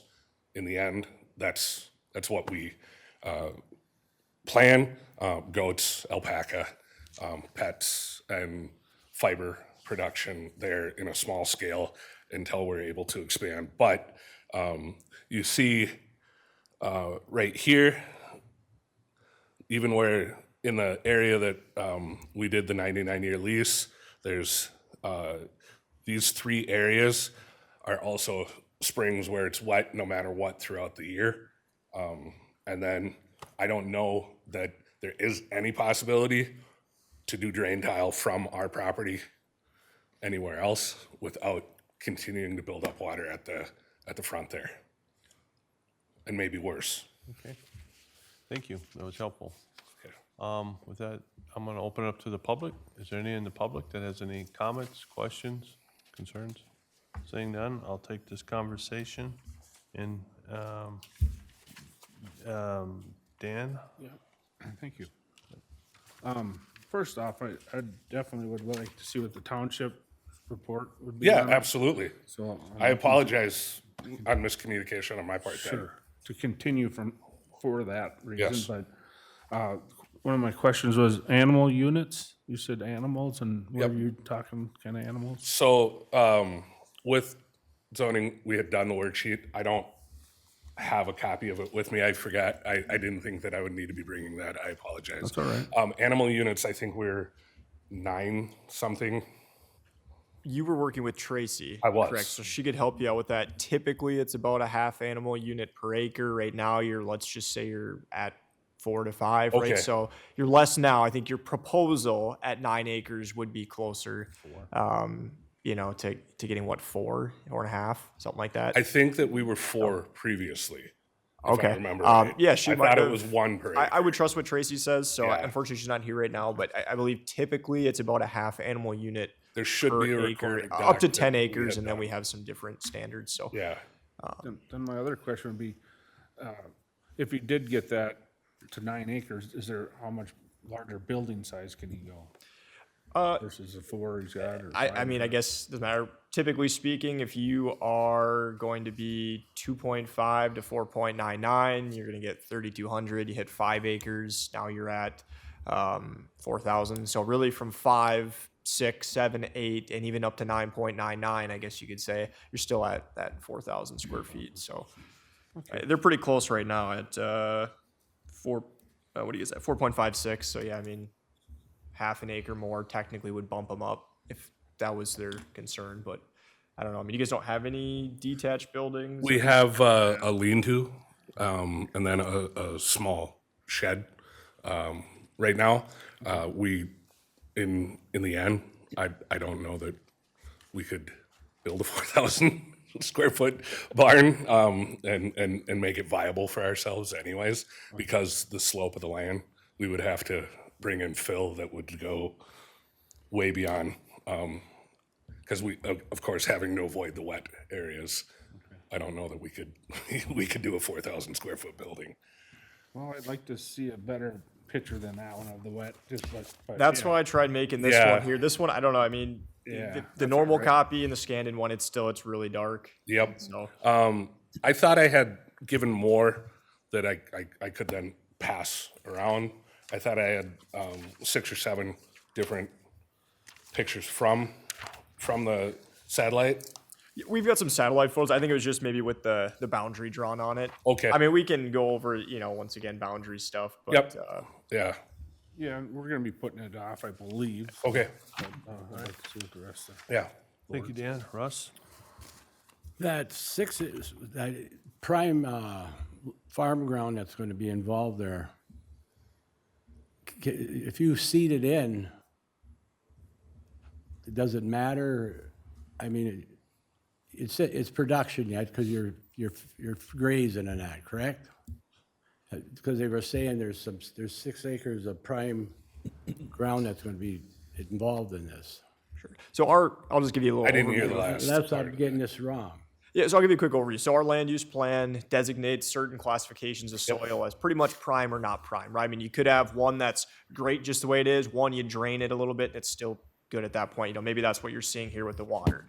If you drain it, it's classified as prime farm. Either way, we look at it as, once again, prime or not prime. Our ordinance says if you're doing an entitlement division, which technically you guys have, 4.5 acre entitlement division, nothing there says you have to use it agriculturally. It's a residential division. So up to 10 acres or 2.5 acres of prime soils, that's pretty much our limit for taking a residential site out of agricultural land. Once again, the intent is to reduce quality farmland on top of that. So that's why that 2.5 acres kind of cap on prime farmland. If you guys are using it to graze, if you guys are using to plant it, if you guys are going to let it overgrow, it's still considered prime farmland at this point, being that we can tell it has been tilled and all that at that point there. From your perspective, I regardless just of didn't what hear you the use it last for, it's still prime farmland. Yep. That's pretty much the best way to put it. At this point, anything over 2.5 acres needs the variance, even if you're under the 10 acre maximum of a typical entitlement division. Right. I just didn't hear the couple words at the end of his statement. So I was just going to ask for the repeat on that. What was the final bit of the question? I was gonna, that piece, that triangle, that you're gonna graze that too, and Partially, maybe up to an acre. But right now, we are doing our hay, and cutting and baling at that point. all right, thank you. Yep. Thank you, Russ. Bob? I'm for one, whenever we get these lots, the board is probably tired of hearing me say this, but a lot of these, when they start getting up over that 2.5 acres, I mean, I know you're at 4 something already. Once we get up closer to that 8, 9, it's not what your intent is with, it's what the next people's intent are. And when we get these size properties, they're too small to farm and too big to mow. And we end up with, all of a sudden they start collecting debris and that sort of thing. We've seen it time and time again. And so it really makes me nervous to add this amount of land, but to a already small parcel. You said that the buttes are older. Maybe you, instead of purchasing this, maybe you can rent the whole thing, the whole piece from them. Maybe you can purchase the whole thing from the 61 acres. I think that would suit your needs better than buying this little bit.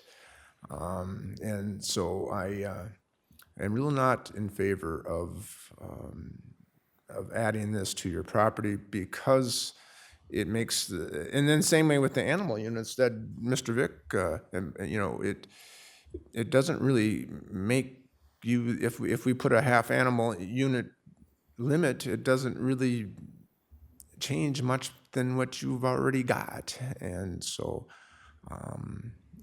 I think those are things that you need to consider. I think I would would support a continuance here so they could see, so they could visit with the township and ponder some of the comments that we're going to make.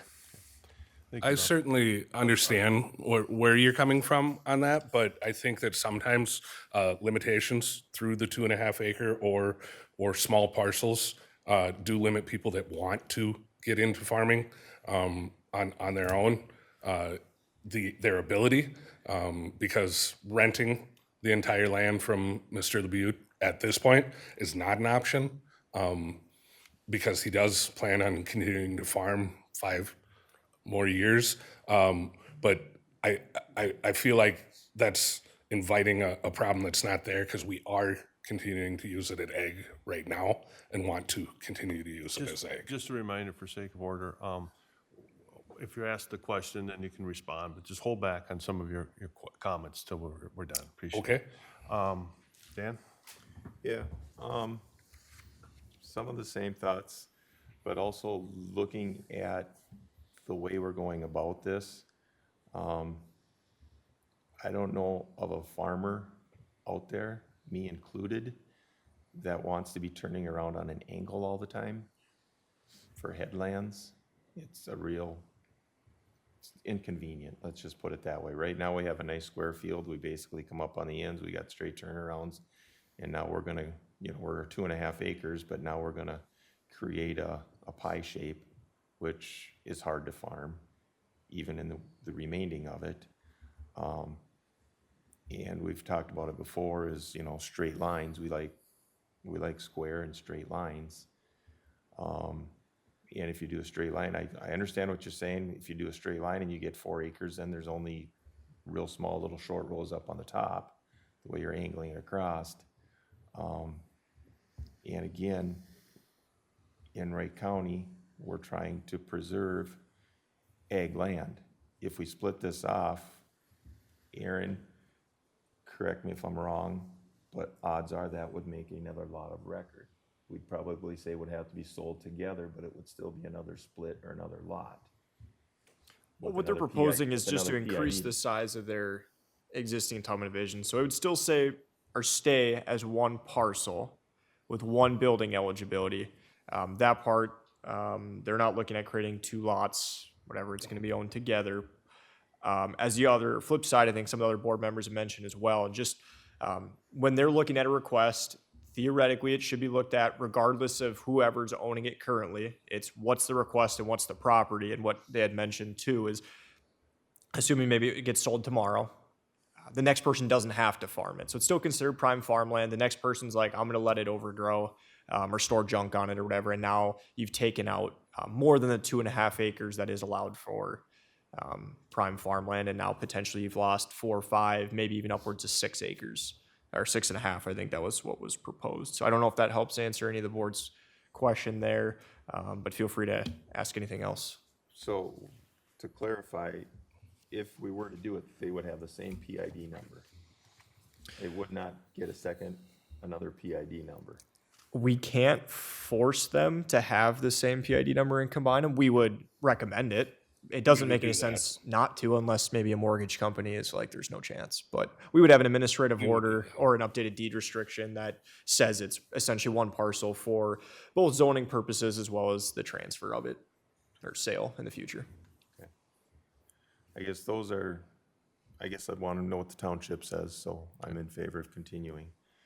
But those are some of my concerns, is the way it's being split, and obviously the prime farmlands that we're taking out. Because right now it's a nice field. You take out another chunk out of it, we're making it smaller. If we put another PID number on it, down the road, another variance board is doing something again. So I guess that's where I'm at right now with it. Thank you. I think what's been said is that we probably want you to go back to the township at this point and get their approval. And then I think maybe consider maybe some changes possibly on how it's configured and laid out. Can I respond to that? The reason it's at an angle was out of request of Mr. Labute, because it's a pretty large hill turnaround, and he just wanted to be able to do a smooth turn at the top of the apex. So there is a farmer that wanted that. And I think you guys are referring to the piece we're requesting. And so the shape was decided on because Mr. Labute liked that turn for him on the outside of it, right? Better than if we had squared it off and he had to make that turn that you're talking about. enough. For us, that very tip of that is all wetlands. And so we're not planting in that area either. Fair enough. Thank you. I guess, is there anything else that you'd like to see if they come back? Any questions answered specifically? Are you happy with what they presented here? We definitely want to hear the township's thoughts on this, but is there any other things you'd like addressed or reviewed before they come back? No? Okay. All right. So, do I hear a motion to continue this to?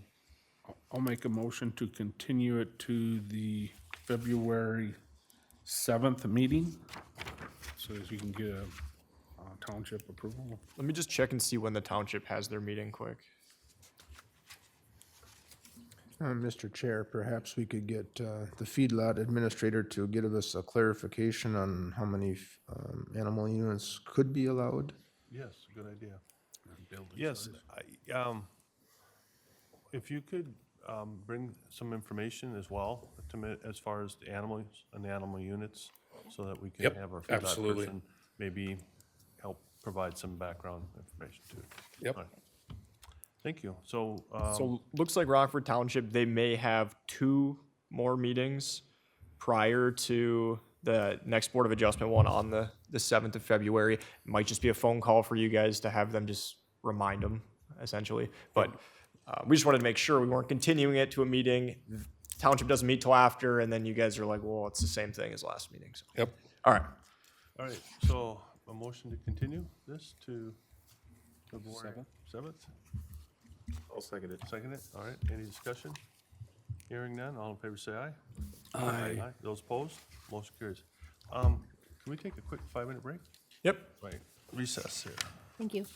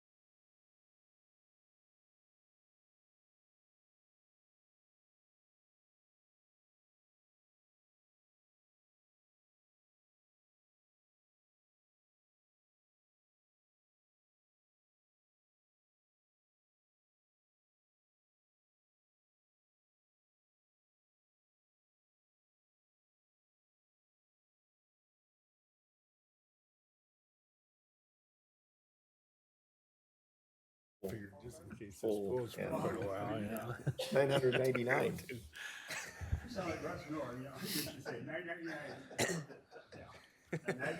Yep. Milking 220 twice a day by hand. I mean, but Oh, really? you don't have the automated thing. You're not like Vernon.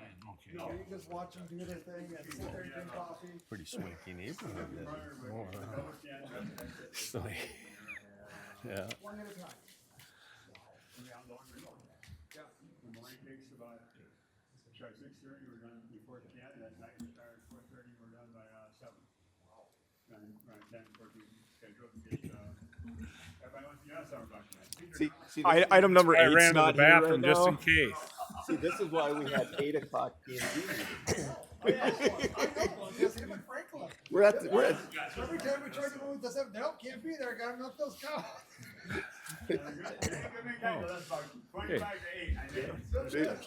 they bullied me into 6:30 now, George. Oh, wow.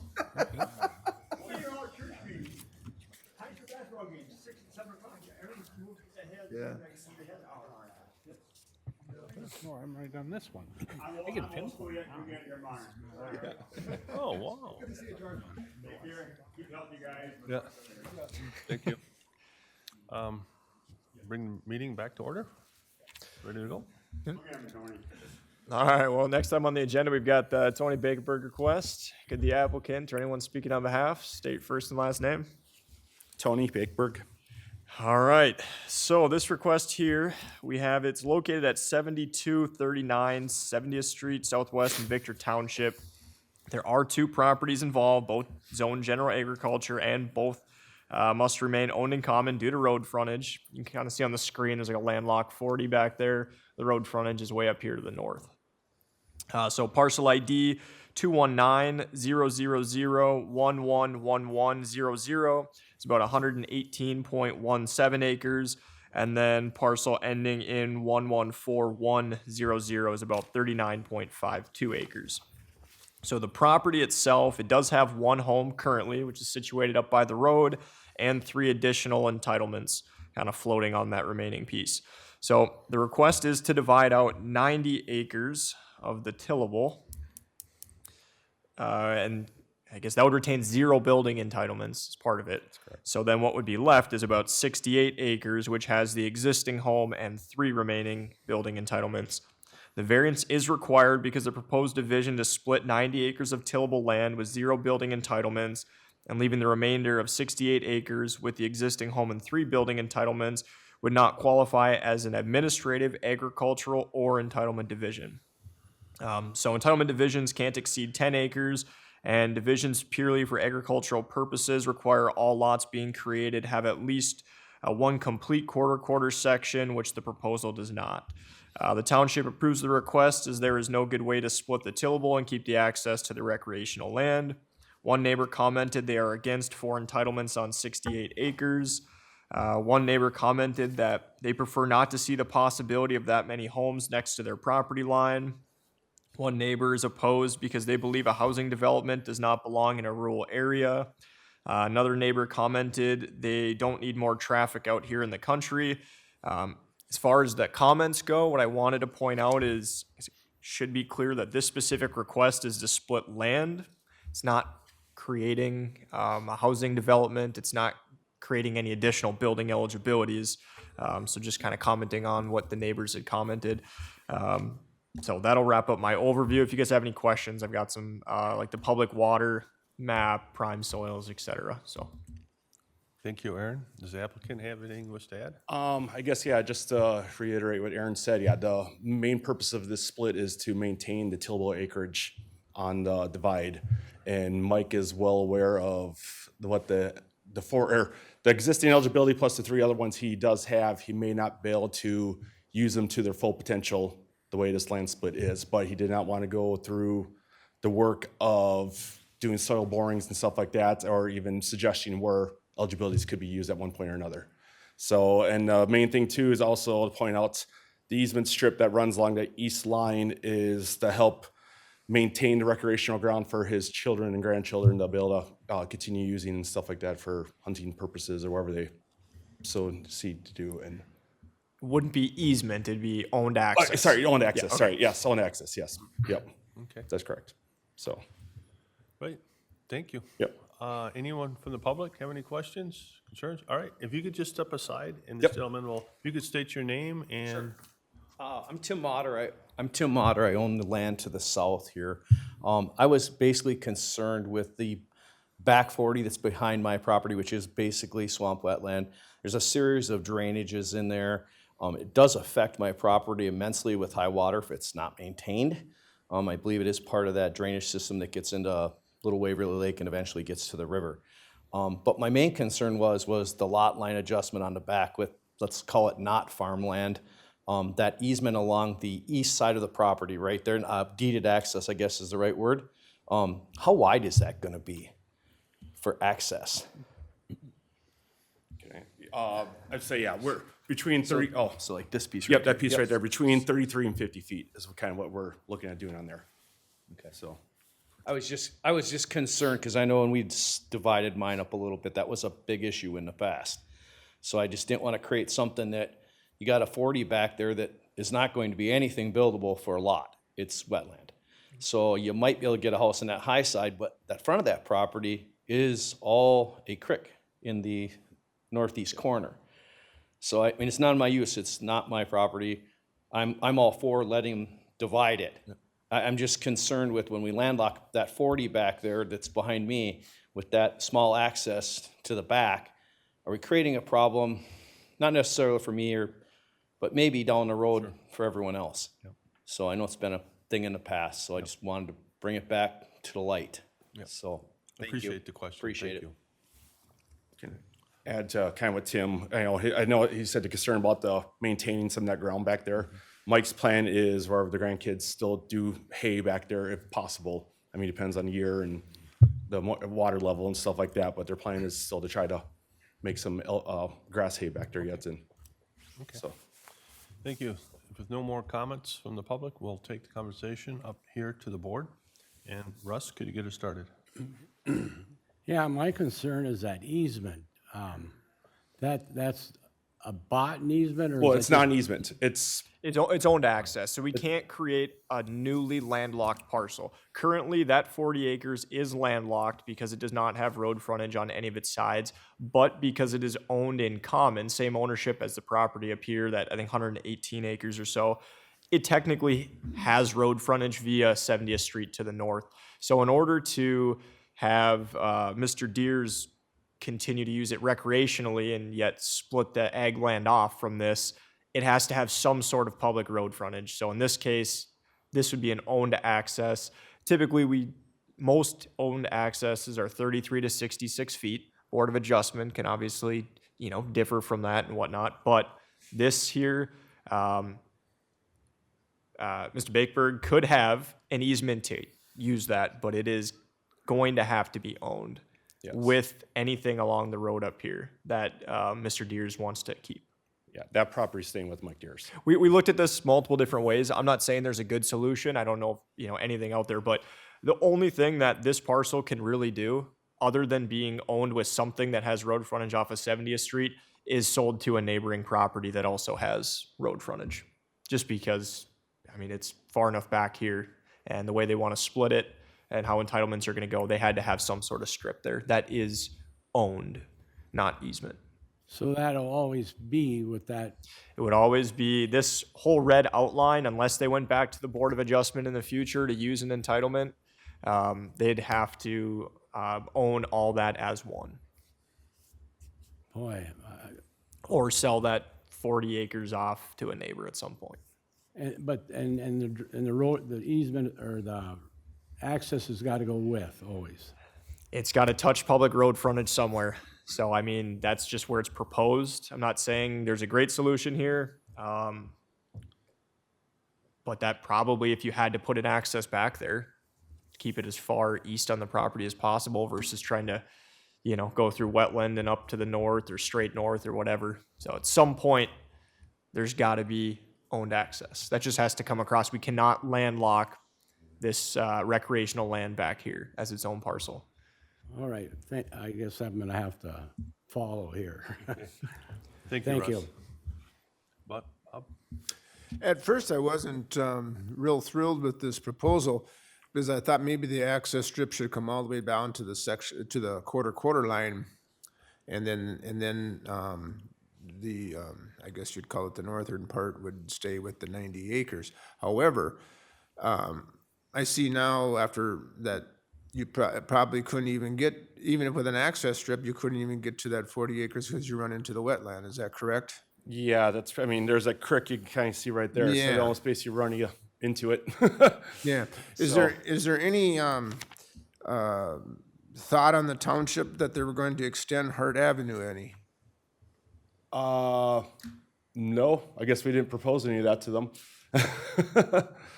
I guess where's Hart Avenue? Oh, straight through? Yeah. Yeah, that was never brought up to them at all or anything like that. So, I mean, to me, as far as I know, the township has no plans of adding roads. Okay. Because that would change the road frontage if they were going to, even if you had a cul-de-sac or anything down by the wetland. Is there, being there's 3 entitlements, is there enough road frontage along 70th Street for 3 entitlements? 2. Is there enough for 2? There's enough for 2. Enough for 2. We looked at it extensively with the existing home.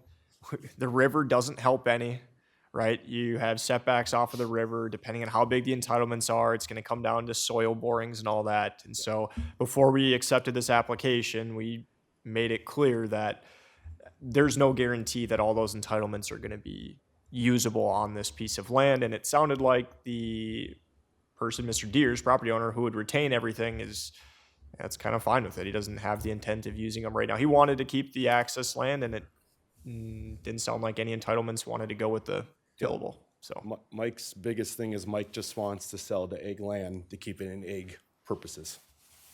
And just for the boards, I guess I would, because it looks like that east line is heavily wooded for most of the direction, I would suggest a 66-foot easement or a 60-foot owned access. Owned access. Sure. Because the trees will, shade over and crowd over in time. Thank you, Bob. Dan? Yeah, I guess that was one of some of these other concerns, but looking at it with that owned easement, I mean, right now, can they get back there even with a pickup per se? Yeah. And be within that 50 feet? Yep. There's it's a grass line, as you can see all the way along that field right now, as it's existing. Okay. So, I mean, it is passable Yep. by yeah, that's how four-wheel motorized pickup Yep. type scenario. the plan you showed does have 33 foot, it looks like, from an easement. Yeah. And it looks like that grass strip does stick out a little bit past that. So maybe that would be something if there was discussion about approving anything. I think one member already mentioned maybe widening it, a little bit more than 33 feet. 66. I guess some of my concerns on what they're asking, I understand what you're trying to do and trying to maintain. But I look down the road, we have the 3 building entitlements on that. Then I'd feel a little more comfortable if we were leaving a couple building entitlements on the 90 acres and just say giving 1 to the 68, because when you're putting all 3 of them down there, you're still intending on using them. Whether they can be done, we're sitting here at a Board of Adjustments doing things right now. So to say that in the future, they may or may not be able to be used, you have to look at it, they're still putting 3 building entitlements here and not leaving 1 or 2 of them with the 90 acres. I mean, it can be farmed by possibly the new owner forever and never realize that building entitlement. But if we put 3 of them down here, or allow, or however you want to say it, you're still intending on selling those 3 building entitlements, and that still adds value to your land. And whether that land down there is fit for 3 building entitlements, we're creating something else by going along with this. If it's all wetlands and there's only room for 1 house, why are we putting 3 building entitlements down there? I mean, you can only put one in there correctly. Well, now we put 3 there.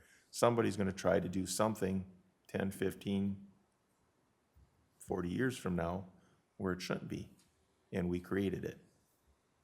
So I have reservations on it of what is being proposed here. If they wanted to do this and have one building entitlement there, the other 2 still stay with the 90, so it's 1 house per 40.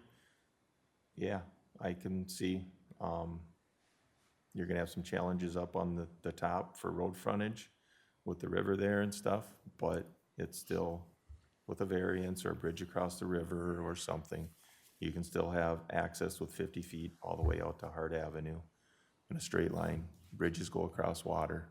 It doesn't look like it's all solid wetlands in that area. I mean, it can still be done. And we've given access strips before, you know, from a road back into a 40. I mean, my concern is 3 building entitlements back there, and what we've heard testimony on, it's all wetlands, there's no places to build. I don't know the property, so I can't attest to that. But it's been said.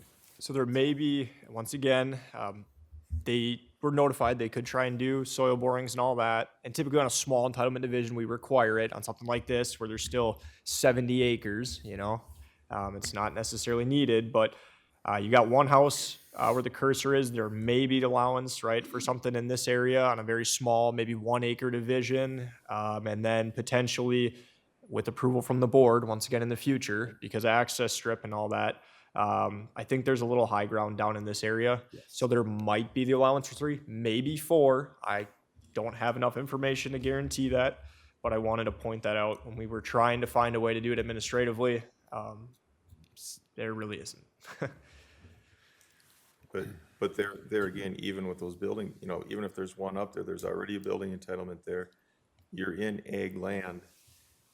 And again, being involved with ag, the more houses you continue to add in tighter proximities to livestock buildings creates more problems for the farmer.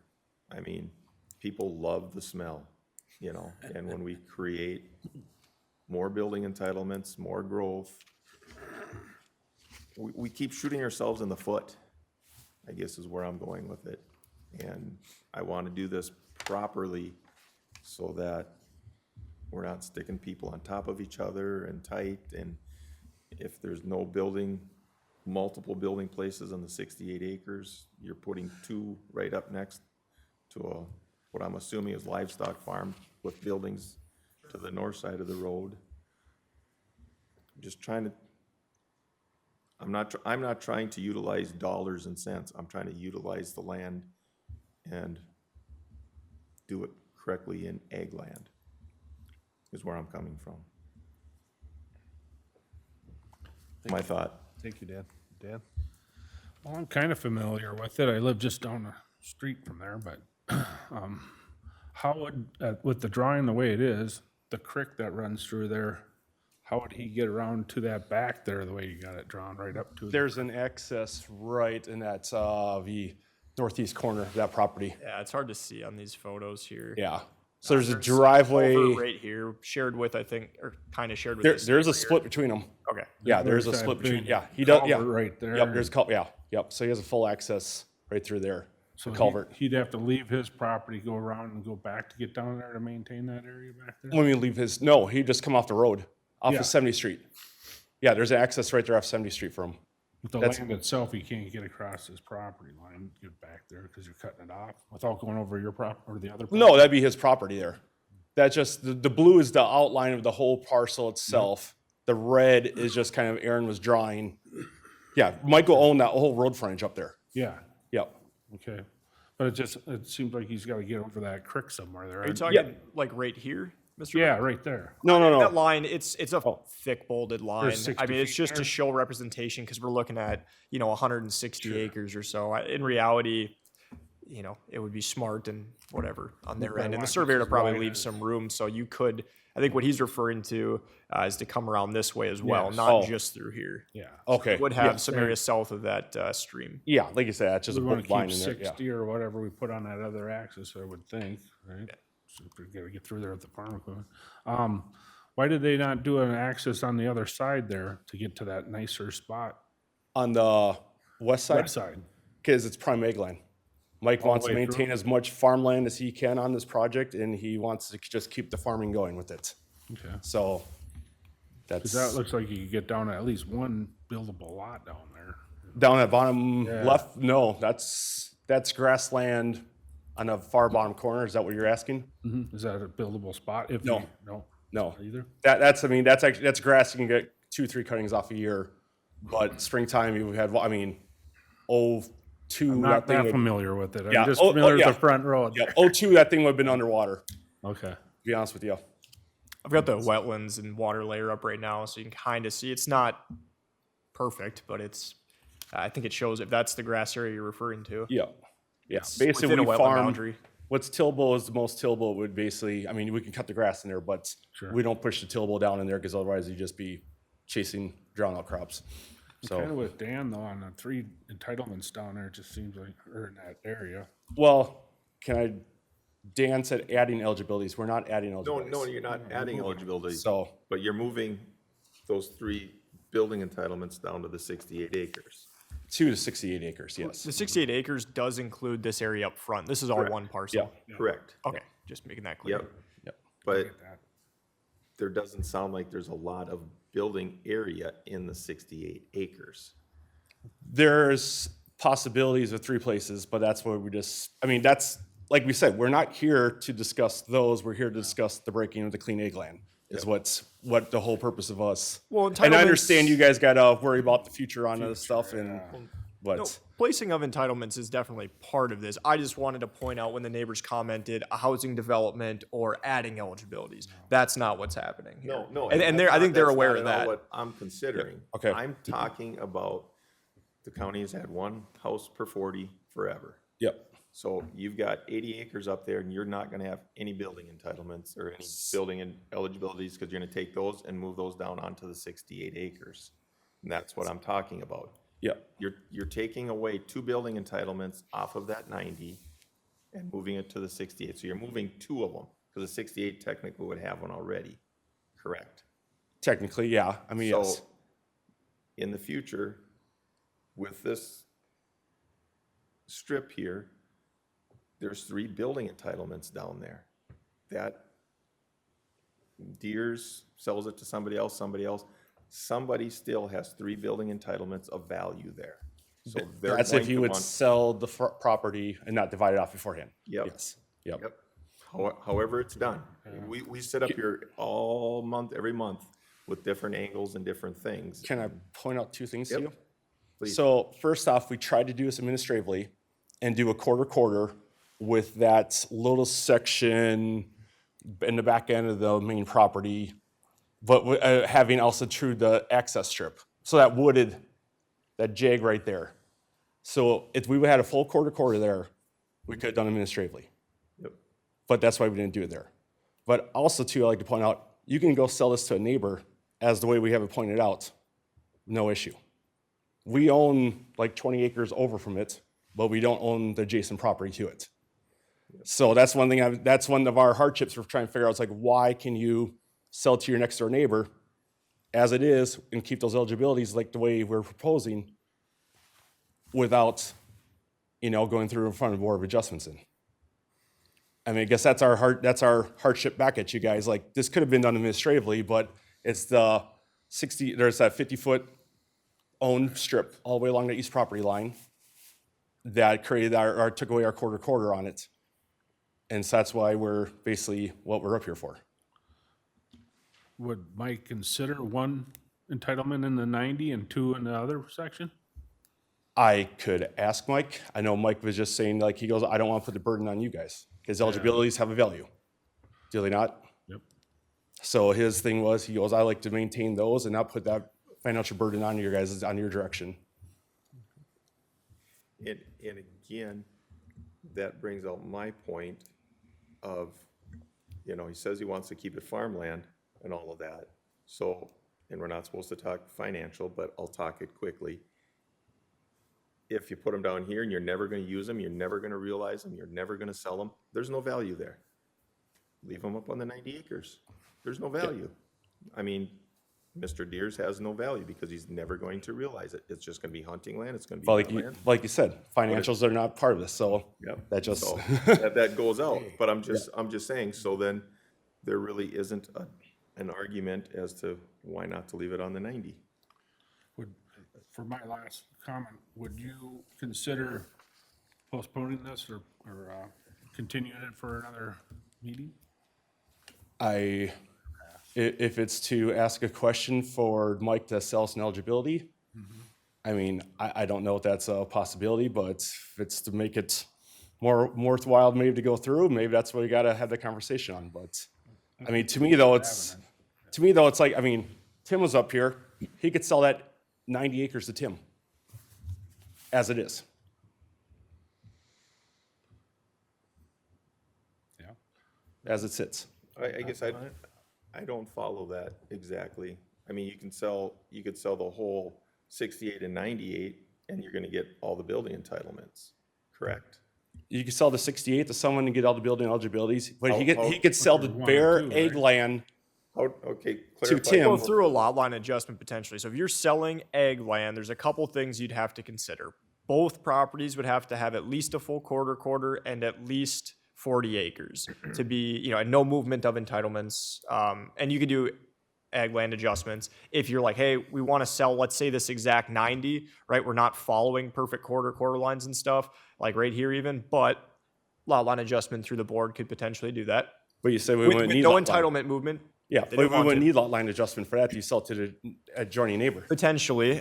This would have a full quarter and 40 acres and road frontage. No, There's I'm throwing out the potential. 68. Entitlements I'm would saying go the with 90. it. Well, I'm trying to think, could you divide the 68 off? Because if you're going to get rid of the 90 to the neighbor, the remainder still also has to maintain the standards. Yeah. So that's the reason why we couldn't do this. We could administratively, we can't do it because one can maintain the quarters and 40 acres, the other wouldn't. And then if the other one was going to have a full quarter and, at least 40 acres, the remainder wouldn't. And he's right. This access strip throws a curveball in it because we've got a quarter line here, quarter line here. These are half a quarter. I would say there's a continuous down here. quarter, but it's a long quarter Yep. in that property. So that's also why we're here. Yeah. So, I mean, it's up to the board. yeah.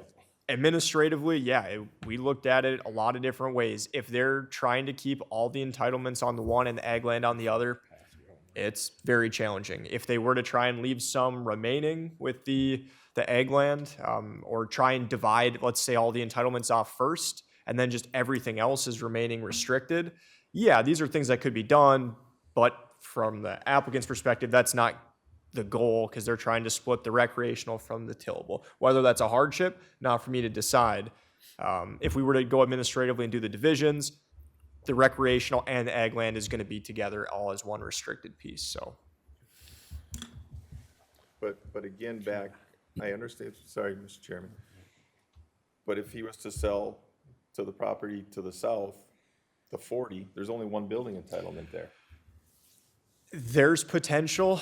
They could maybe have two there. It'd be a question for Josh and Barry just because it's all one contiguous farm. And if they were to sell that quarter, we're going to do an entitlement assignment document anyways, just so there's no issues in the future saying, oh, he did sell me or didn't sell me entitlements. And there may be potential to sell an additional. It would be up to Barry to make that decision. Okay. Just because it's all one continuous farm and the entitlements are technically, we would use the term floating between everything. Okay. All right. Good.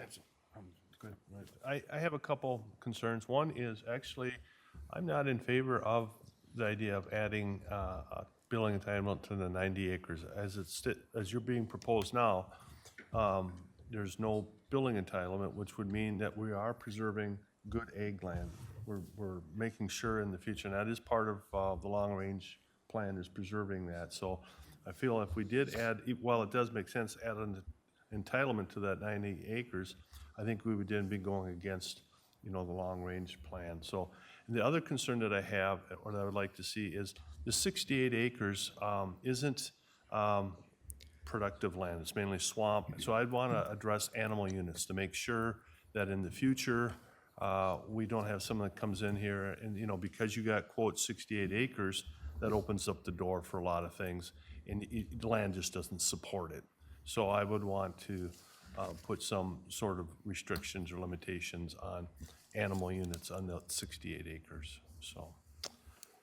Those are my two thoughts. Oh, I'm sorry, did I, Russ, did I have no questions. oh, I started. oh, you, okay. Apologize, Russ. They had to go yet. So I guess with that said, do we have a motion?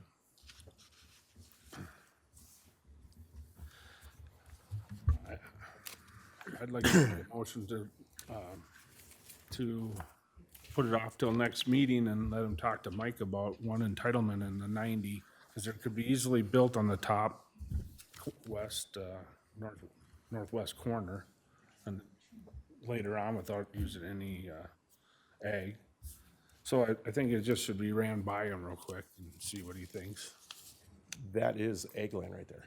Yeah, but So you just said I wouldn't lose egg, but. yeah, what I'm saying is it's not in that whole farm, it's off in the corner on the very top up there where a house wouldn't really. But that would be their access to the field, so there's really not any way to put a house up there to have enough road frontage. Yep, okay, I thought. You know, just looking at it, if there's enough. Our access point right now is just to west of the buildings. Oh, yeah, right there. House. Because I guess that's a crown of a road right there. That's kind of, that's that, to the west of that, yeah, just crown of the road, crown of a hill, so. Trying to picture that. I don't know, that's my motion to continue it until February 7th. What does the applicant want? Yeah, That's the question. My question is. We are do have a you- motion on the table, right? Yeah. So So- I think maybe before we get into Do we that. hear a second on that? But do you want to rescind that to have the question If it answered? fails, it fails. Do it in a second. yeah. All right, do we hear a second? Well, hear a second? And the third time, Okay. do I hear a second to that motion? All right, motion fails, so. Yep. Do I hear another new motion? Mr. Chairman, I'll make a motion to approve the request to divide the 90 acres. 0 entitlements on the 90, leaving the remaining 68 acres with the existing home and 3 additional entitlements. Subject to survey of the area to be transferred as submitted to planning and zoning prior to transfer. Deed restriction to be signed prior to transfer. Site sketch noted Exhibit A. Do I hear a second? Second. Any discussion? I would like to, would you consider any animal unit restrictions on that? Oh, yes, yes. Could I just interject really quick? Sure. during This, since we're still in the discussion phase, Tracy's not here. I know they have some animals there currently. That's up in those buildings on 68 acres. Really not a problem. I think I had that conversation with her. If you start restricting that, I don't want to end up causing a problem then for the property owner because he already has some there. So if animal units are going to be a condition, I do suggest having our feedlot administrator run those numbers over with them, so it's not gonna cause a problem. Mr. Chairman, if I may. Yep. How do you restrict animal units on 68 acres? You've got 3 building entitlements in the future. You don't know how that's gonna get split off. It's ag land. It's 68 acres. But can it support, I mean, the majority of that is down below. My concern is can it support, a bunch of cattle? Could you throw 30 head in there? Yeah. Yeah. Could you? Okay. Oh, yeah. But it gets to pasturing, it gets into so many Yep, different. yeah, pasture ground, pasture ground, that'd be, yeah, it's ideal pasture ground down there. Down in 68. Yeah, down at 40, yeah. I'm fine with that. I mean, I don't know the land. Yep. Just basing what I'm hearing from Tim and everyone, it's all swamp, and I see the creeks. It's grassland, yeah, it's grassland, there's cattails. I mean, there's some there's cattails down there. I suppose that'd be your restriction. You have to stay out of the water and stuff like that, but could you put 30 animals back in that area? Yeah, starting that woods. Bob, you're the farmer. I'm Yeah, and I guess that's where I guess I wasn't aware that there's animals up in the existing buildings. Yeah, and he's that got some does- sheep and a few cow, like feeder calves or stuff like that, so.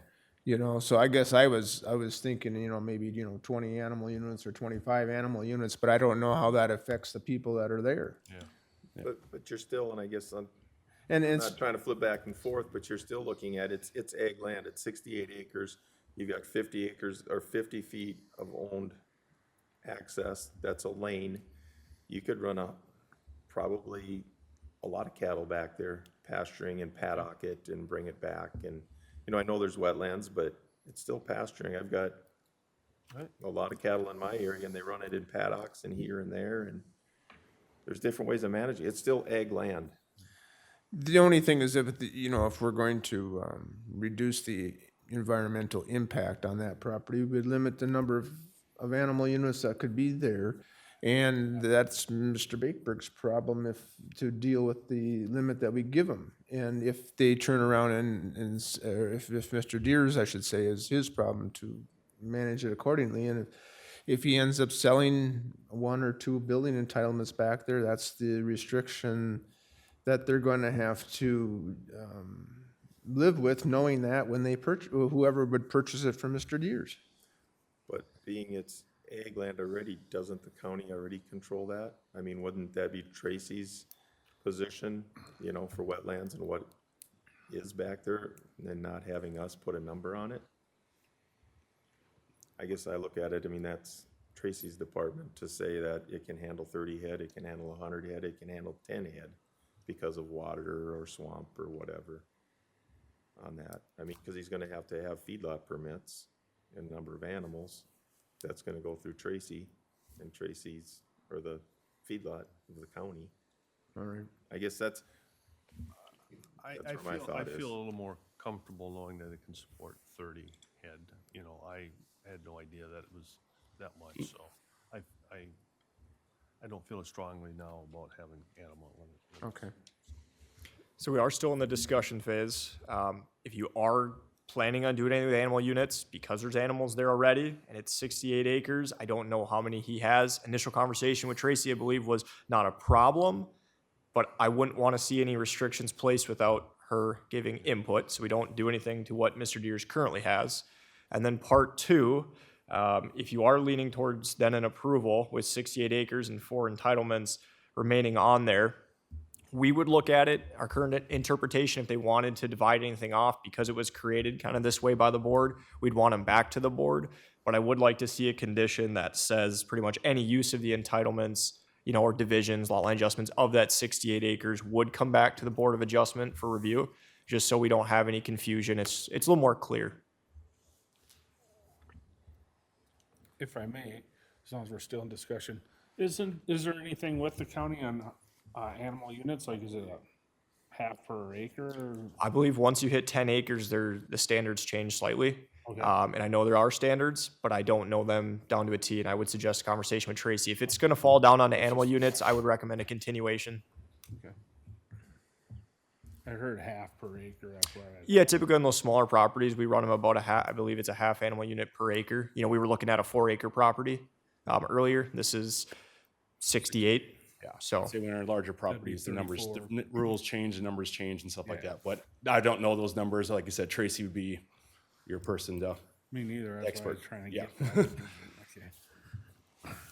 So we have a motion, we have a second. Any more discussion? So, just out of curiosity, the motion, I believe, if I remember, it was for to divide the 90 acres of tillable with 0 building entitlements and the 68 acres to be divided off with the existing home and 3 additional building entitlements. It was survey of the area transferred, or that to be transferred, submitted to our office, planning and zoning prior to the transfer, the deed restriction signed prior to property transfer, site sketch noted Exhibit A, and then I did mention or recommend, you guys maybe add something along the lines of, if there is going to be an entitlement division out of that 68 acres, that it comes back to the Board of Adjustment as part of that review process. And I will add that to my motion.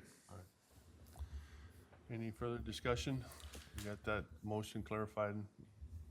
That, I mean, I think that's what you guys said. That's what I was kind of writing down. I missed that. Did you say it's 50-foot axis through there? Oh, I did not specify. Yeah. I thought you said 60, but. No, we mentioned 60 and okay. 50, but I don't think you ever said that in your motion. Yeah, we should clarify that too. Is 50 wide enough? Yeah, I mean, as far as I've shown at the maps there, yeah, that's grass, like, I mean, to the trees. The trees based on the neighbors more than anything, more than his. What I So did as tell long as you, he it looks mows- like your 33 feet proposed is entirely in those trees. It looks like that grass strip you're talking about is actually further to the west. Well, those tree, yeah, I was gonna say the tree, yeah, because Here's your boundary you showed at 33 feet. well, that's the county boundary, so that's Well, not that's the red, there. the black. Oh, This there is we go. the- The This other is the black, one yeah. you actually had done Okay, by North yep. Star. And I think those trees are not there as much as they were before. They may have been I'm just going off an aerial photo. trimmed so- back. So yeah, exactly. Yeah, it's an Chair. aerial photo. Yeah. Perhaps go 66 feet just to be safe. 66. Okay. Russ, you good with that? Good. Okay. All right, so we have a motion, we got it amended. Any further discussion? None, all in favor say aye. Aye. Aye. Aye. Those opposed? Aye. Noted, thank you. Motion carries.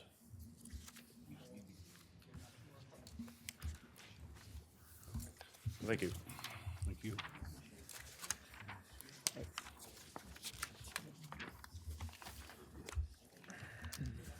All right. You ready here? Last item on the agenda. I did speak with the applicant. It did sound like that they are requesting a continuation until the next meeting so that they could finalize a purchase agreement.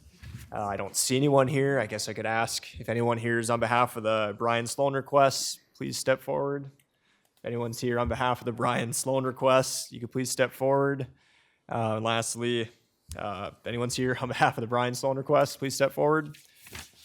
And as mentioned, and I did submit an email in your guys' packet that the applicant sent me, pretty much requesting that continuation due to a purchase agreement, wants to make sure it actually gets finalized before he gets an answer on this, so.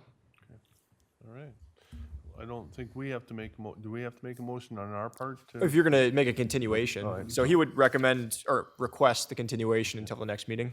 All right, I hear a motion to continue this item to February 7th. I'll make a motion to continue to February 7th upon applicant's request. Any discussion? I mean, second. Second it. Second it, and any discussion? Hearing none, all in favor say aye. Aye. Aye. Aye. Those opposed, motion carries, and do I hear a motion to dismiss? Do we have any discussion things? It could be after the meeting if you want. It's up to you guys, but we do have the, that January 24th Planning and Zoning Training Session. We could talk about that if you guys close the meeting, or you guys could talk about it on the record if you want. I'll make a motion to adjourn. Okay.